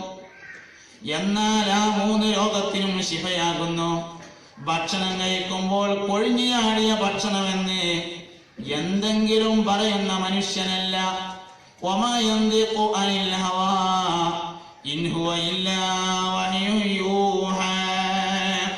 വഹീന്റെ അടിസ്ഥാനത്തിലല്ലാതെ സംസാരിക്കാത്ത മുഹമ്മദ് നബി പറഞ്ഞതാണ്. യഖീനായ ഇൽമാണ്. വേറെ ഏത് ഡോക്ടർ എത്ര വലിയ ഗവേഷണം പറഞ്ഞാലും നിഗമനമാണ്. 60% കൂടുതൽ ഉള്ള നിഗമനത്തെയാണ് സയൻസ് എന്ന് പറയുന്നത്. 100% ഉണ്ടാവില്ല. എന്നാൽ വഹീന്റെ ഇൽമ് 100%. അങ്ങനെ 500 ആൾക്കാരെ തലയത്തെ മുടി എണ്ണി വെക്കുമ്പോ 1,00,000 60% ആൾക്കാർക്ക് എന്ന് മനസ്സിലായി. അപ്പൊ മനുഷ്യന്റെ തലമുടികളുടെ എണ്ണം 1,00,000 ആകുന്നു എന്ന് കിട്ടും. അതാണ് സയൻസ്, നിദാന ശാസ്ത്രം, നിഗമന ശാസ്ത്രം. എന്നാൽ വഹീന്റെ ഇൽമ അങ്ങനെയല്ലല്ലോ. വഹീന്റെ ഇൽമ അള്ളാഹുവിന്റെ അടുക്കൽ നിന്നുള്ള അറിയിപ്പാണ്, ഉറപ്പാണ്, യഖീനായ ഇൽമാകുന്നു. വഹി ആ ഇൽമിലുള്ളതാണ്. കൊഴിഞ്ഞാടിയ ഭക്ഷണം എടുത്തു കഴിച്ചാൽ 3 രോഗങ്ങൾക്ക് അത് ശിഫയായിരിക്കുമെന്ന് ജുനൂനിനും ജുദാമിനും ബറസിനും. കുട്ടികളെ പഠിപ്പിക്കേണ്ടത് ഞമ്മക്കാർക്കാ കുട്ടികൾക്ക് പിരാന്തല് ഉണ്ടാകരുതെന്ന് ആഗ്രഹമില്ലാത്തത്? എന്നാ പിന്നെ എന്താ അതാണ് എടുത്ത് കഴിക്കാൻ പഠിപ്പിച്ചാല്? നമ്മൾക്കാർക്കാണ് കുട്ടികൾക്ക് വെള്ളപ്പാടുണ്ടാവരുത്, കുഷ്ഠരോഗം ഉണ്ടാകരുത് എന്ന ആഗ്രഹമില്ലാത്തത്? അതിന് മരുന്ന് ഭക്ഷണം കഴിക്കുന്ന സുപ്രയിലുണ്ടെങ്കിൽ എന്തിനു വേറെ അന്വേഷിക്കണം? യഖീനായ ഇൽമിൽ അങ്ങനെ ഉണ്ടല്ലോ, ഹദീസിൽ വന്നിട്ടുണ്ടല്ലോ. അതുകൊണ്ട് മര്യാദകളിൽ ഏറ്റവും പ്രധാനപ്പെട്ടത് ഭക്ഷണ മര്യാദയാണ്. അത് വാപ്പാന്റെ അടുത്തും ഉമ്മാന്റെ അടുത്തും പഠിക്കണം. അത് വാപ്പാന്റെ അടുത്തും ഉമ്മാന്റെ അടുത്തും പഠിക്കേണ്ടത്. വെള്ളം കുടിക്കാൻ പോലും ഇടത് കൈ ഉപയോഗിക്കൽ ഇസ്ലാമികമല്ല. ഭക്ഷണമൊക്കെ നമ്മൾ എടുത്തുകൊണ്ട് കഴിക്കും, വെള്ളം കുടിക്കുമ്പോൾ ഇടത്തെ കൈയാണ്. എന്തിനാ ഈ ഡിസ്പോസിബിൾ ഗ്ലാസ് ഒക്കെ ഇടത്തെ കൈ കൊണ്ട് എടുത്ത് കുടിക്കേണ്ട ആവശ്യം? ഇത് കുടി കഴിഞ്ഞാൽ കഴിയുന്നതിന് മുമ്പ് തന്നെ കൊണ്ടേ വലിച്ചെറിയാം. പിന്നെ എന്തിനാ നമ്മളത് ഇടത്തെ കൈ കൊണ്ട് എടുക്കേണ്ട ആവശ്യം? ഇനി ഇതെല്ലാം നോക്കി നമ്മൾ ഹോട്ടലത്തെ ക്ലാസ് തന്നെയാണെങ്കിൽ കഴുകാനുള്ള പൈസ കൂടി നമ്മളിന്ന് വാങ്ങണില്ലേ? ആ പാത്രം കഴുകാനുള്ള പൈസ കൂടി നമ്മളിന്ന് വാങ്ങണ്ടല്ലോ. പിന്നെ എന്തിനാ നമ്മള് എന്ന് പറഞ്ഞതിന്റെ അടിസ്ഥാനം എന്ന് പറഞ്ഞാല് ഒരു സദസ്സിൽ ഇരിക്കുമ്പോൾ ആകെ വൃത്തികേടാക്കണം എന്നൊന്നല്ല ഞാൻ പറഞ്ഞത്. വൃത്തികേടില്ലാതെ തന്നെ വലത്തെ കൈകൊണ്ട് കുടിക്കാൻ പറ്റും. ഒന്നുകിൽ അതിന്റെ തലക്ക് ഇങ്ങനെ പിടിച്ചാൽ മതി, അല്ലെങ്കിൽ അടിയേക്ക് ഇങ്ങനെ പിടിച്ചാൽ മതി. വൃത്തികേട് ഉണ്ടാക്കണമെന്ന് ഞാൻ പറഞ്ഞിട്ടില്ല, അത് നല്ലതുമല്ല. നിഫ്രത്ത് എന്ന വെറുപ്പ് ഭക്ഷണം കഴിക്കുമ്പോൾ ആർക്കുണ്ട്? അതായത് ഒന്നുകിൽ പടച്ചോന്റെ ആളാകുക, അല്ലെങ്കിൽ ശൈത്താന്റെ ആളാകുക. പടച്ചോനും ശൈത്താനും കൂടി വേണ്ട, അത് വേണ്ട. ഒന്നുകിൽ നമ്മൾ പടച്ചോന്റെ ആളാകുക, അല്ലെങ്കിലും ശൈത്താന്റെ ആളാകുക. രണ്ടും കൂടി. ശൈത്താനെ സപ്പോർട്ട് ചെയ്യേണ്ട ആവശ്യമില്ല. ഇത് ഇങ്ങനെ തന്നെ ചെയ്താൽ മതിയല്ലോ. എന്തിനാ കുഴപ്പം? ഇത് കൊണ്ടേ വലിച്ചെറിയല്ലേ. ഇനി അതെല്ലാം നിൽക്കുക. ഒന്നുകിൽ നമ്മളെ പെരയത്തെ കഴിക്കാറ്, അത് നമുക്ക് തന്നെ കഴുകിയാൽ മതി. അല്ലെങ്കിൽ ഹോട്ടലത്താണ് നിൽക്കുക, പാത്രം കഴുകാനുള്ള ബില്ലും കൂടി നമ്മൾ ഇന്നാണ് വാങ്ങുന്നുണ്ട്. പിന്നെന്താ നമുക്ക് കഴിക്കോട്ടെ. ആയാതൊന്നും ന്യായങ്ങളെ കൊണ്ട് ഒരു സുന്നത്ത് ഒഴിവാക്കാനുള്ള കാരണം ആകുന്നതല്ല.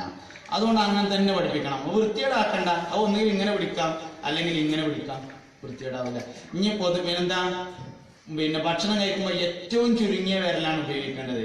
പട്ടന്മാരുമാര് ഇങ്ങനെ കഴിച്ചിട്ടല്ല ഭക്ഷണം കഴിക്കേണ്ടത്. ഏറ്റവും ചുരുങ്ങിയ വിരലെ ഉപയോഗിക്കുക. ഒരാൾക്ക് ഭക്ഷണം കഴിക്കാൻ ചുരുങ്ങിയ വിരൽ എത്രയാണോ ആവശ്യം അത് മാത്രമാണ് ഉപയോഗിക്കേണ്ടത്. അപ്പൊ മാപ്പിളാര് ഭക്ഷണം കഴിച്ചാൽ വൃത്തിയോടൊന്നും ഉണ്ടാവില്ല. അങ്ങനെ ശീലമാക്കണം എന്ന് മാത്രം കുട്ടികളെ ഇങ്ങനെ ശീലാക്കണം, എന്നാ ഒരു പ്രശ്നമില്ല. അതുകൊണ്ട് മര്യാദകളിലെ ഏറ്റവും പ്രധാനപ്പെട്ട മര്യാദ ഭക്ഷണത്തിന്റെ മര്യാദയാണ്. അതാണ് പഠിച്ചാൽ ബാക്കി മര്യാദ ഓട്ടോമാറ്റിക്കായിട്ട് വരും.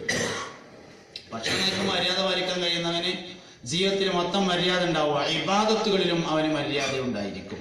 പക്ഷെ ഇടത്തെ കൈ കഴുകണം.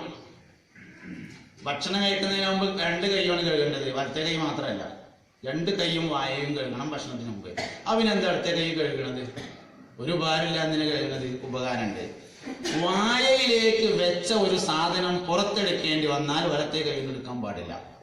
ഭക്ഷണത്തളികയിൽ നിന്ന് ഇടതുവശത്തേക്ക് തലതിരിച്ചതിന് ശേഷം ഇടത്തെ കൈ കൊണ്ട് എടുക്കേണ്ടത്.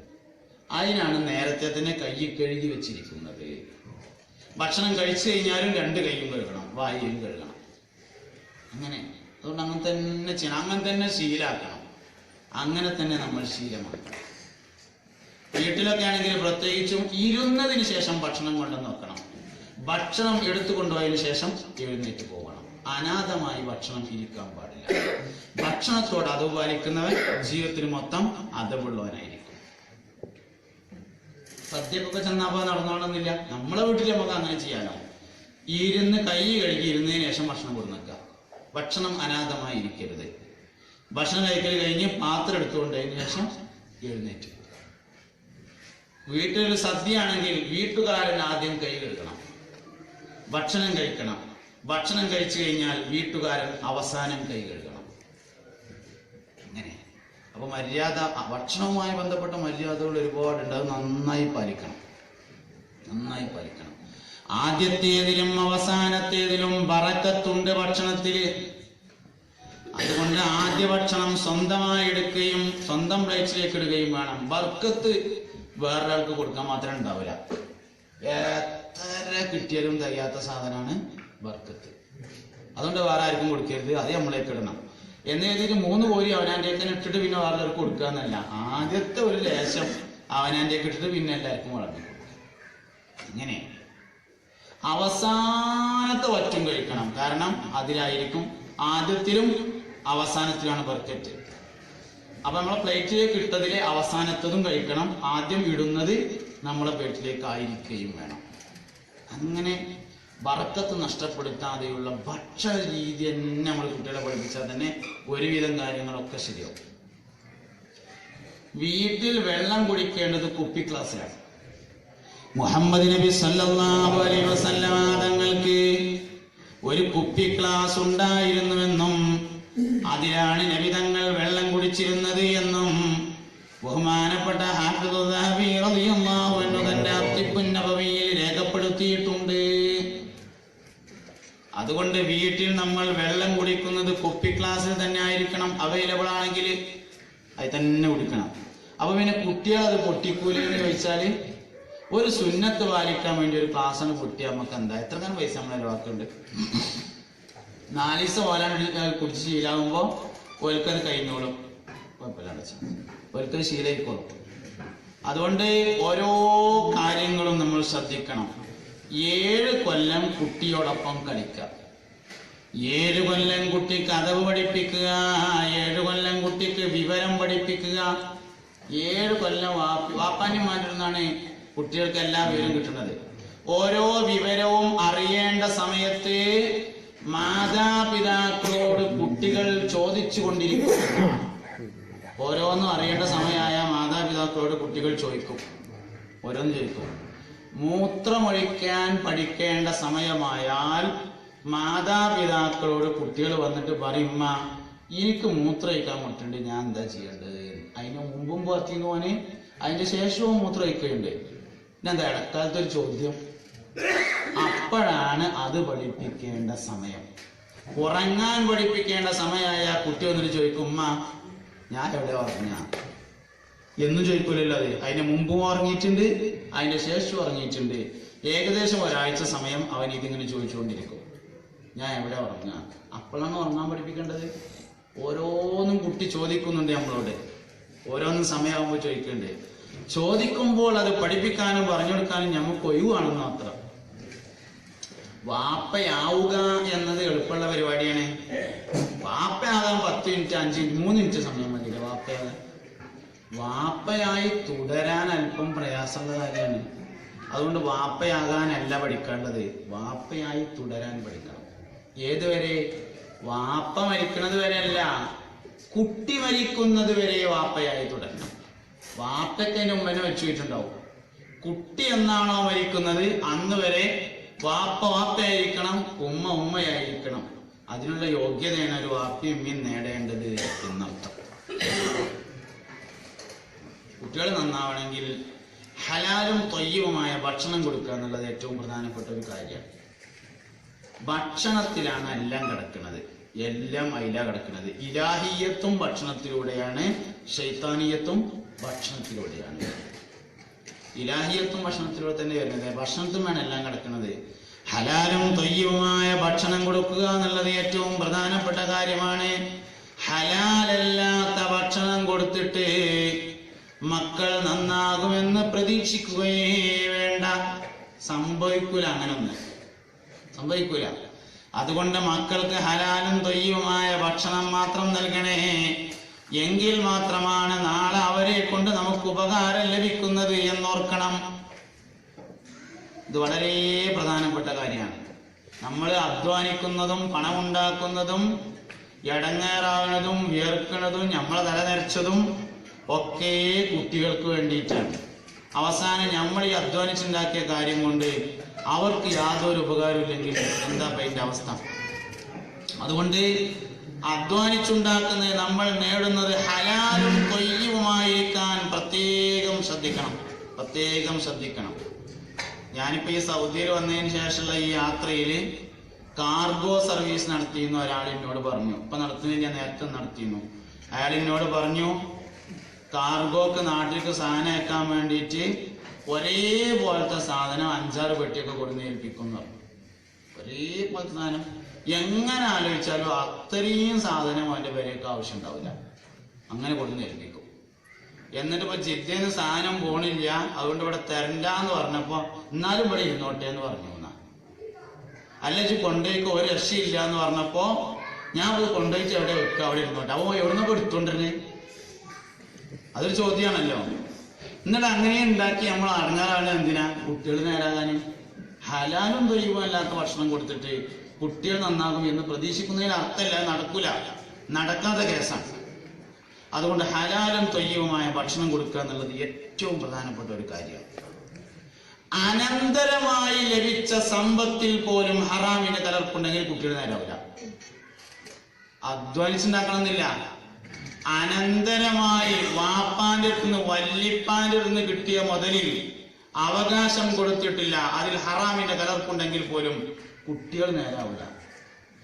ഖിദർ നബിയും മൂസാ നബിയും നടന്നു പോകുമ്പോ ഖിദർ നബി അലൈഹിസ്സലാം ഒരു കുട്ടികളെ മതില് നേരാക്കി കൊടുത്തപ്പോ മൂസാ നബി ചൂടായി അലൈഹിസ്സലാം. അപ്പൊ ഖിദർ നബി അലൈഹിസ്സലാം പറഞ്ഞു, ചൂടാവൊന്നും വേണ്ട, പോലെ വാപ്പ ഒരു നല്ല മനുഷ്യനായിരുന്നു. വകാന അബൂഹുമാ സ്വാലിഹാൻ. ആ വാപ്പ ഈ കുട്ടികളെ 3ാമത്തെ വല്ലിപ്പയായിരുന്നു എന്നാണ് ചരിത്രത്തിൽ കാണുന്നത്. അതുകൊണ്ട് നല്ലതും അങ്ങനെ തന്നെയാണ്, ആകാത്തതും അങ്ങനെ തന്നെയാണ്. വല്ലിപ്പ നേരായതിന്റെ ഗുണം പേരക്കുട്ടികൾക്ക് അനുഭവിക്കും, വല്ലിപ്പ കേടുന്നതിന്റെ ഗുണവും പേരക്കുട്ടികൾ അനുഭവിക്കും. വാപ്പ നേരായതിന്റെ ഗുണവും മക്കൾ അനുഭവിക്കും. അപ്പൊ അനന്തരമായി അതിന്റെ വല്ലിപ്പ അന്ന് കൊടുക്കാത്തോണ്ടല്ലേ ഒന്നും ചോദിച്ചിട്ട് കാര്യമില്ല. നമ്മൾ ഉണ്ടാക്കുന്ന സ്വത്ത് മാത്രമല്ല, അനന്തരമായി ലഭിക്കുന്ന സമ്പത്തിൽ പോലും സമ്പത്തിൽ ഹറാമിന്റെ കലർപ്പുണ്ടെങ്കിൽ ജീവിതം ഗുണം പിടിക്കൂല. അത് എപ്പോഴും ആലോചിക്കേണ്ട കാര്യമാണ്, എപ്പോഴും ആലോചിക്കണം. അങ്ങനെ നമ്മൾ ഉണ്ടാക്കരുത്. ഇത് ചെറിയൊരു കാലാണ് ഈ ദുനിയാവില്, വളരെ ചെറിയൊരു കാലം.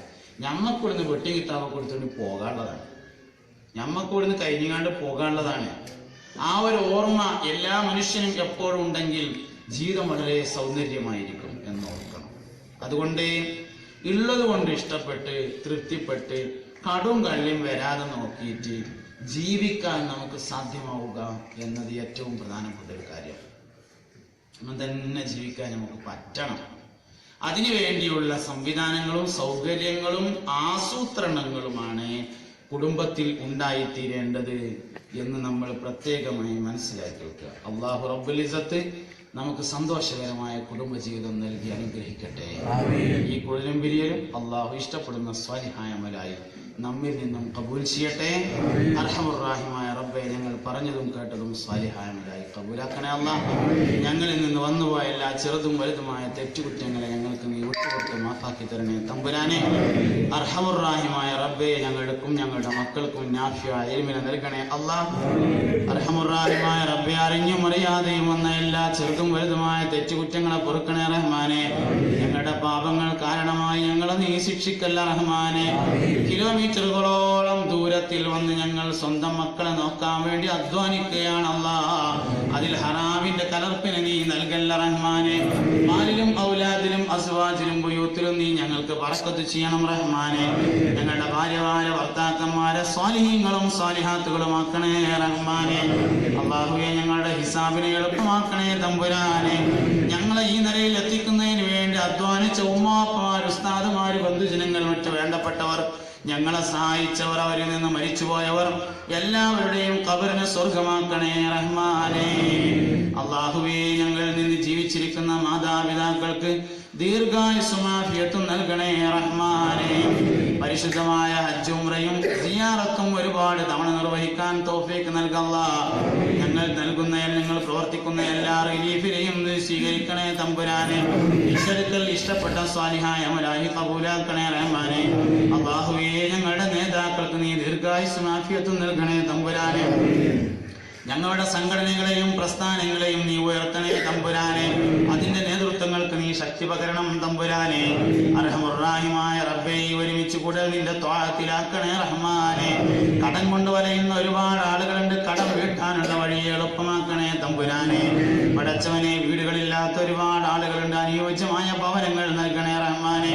ആണും പെണ്ണുമായ മക്കൾക്ക് അനുയോജ്യമായ ഇണകളെ നൽകണേ റഹ്മാനെ. അല്ലാഹുവേ, റോഡിൽ ചതഞ്ഞിരിക്കും മരിക്കുന്ന മരണങ്ങളെ തൊട്ട് കാത്തു സലാമത്തിലാക്കണേ തമ്പുരാനെ. ഒരുപാട് ദൂരത്താണ് ഞങ്ങളുള്ളത്, കെട്ടിപ്പൊതിഞ്ഞ മയ്യത്ത് നാട്ടിലേക്ക് അയക്കല്ല റഹ്മാനെ. ഞങ്ങളുടെ മാതാപിതാക്കൾ ചെറുപ്പത്തിൽ ഞങ്ങൾ നോക്കിയതുപോലെ അവരെ നീ സംരക്ഷിക്കണം തമ്പുരാനെ. അല്ലാഹുവേ, ഞങ്ങളുടെ എല്ലാ ദുന്യവിയും ഉഖ്റവിയുമായ പ്രയാസങ്ങൾ തീർക്കണേ റഹ്മാനെ. എന്തൊക്കെ ബുദ്ധിമുട്ടുകൾ സഹിക്കേണ്ടി വന്നാലും എല്ലാവരും കേട്ടു നിൽക്കേ ഉറക്ക കലിമ ചൊല്ലി മരിക്കാൻ തൗഫീഖ് നൽകണേ അല്ലാഹ്. ആമീൻ റഹ്മതിക യാ അർഹമർ റഹീമീൻ. എനിക്ക് അനുവദിക്കപ്പെട്ട സമയം അവസാനിച്ചിട്ടുണ്ട്. എല്ലാവരും ദുആ ചെയ്യണം. അസ്സലാമു അലൈക്കും വറഹ്മത്തുള്ളാഹി വബറകാതുഹു.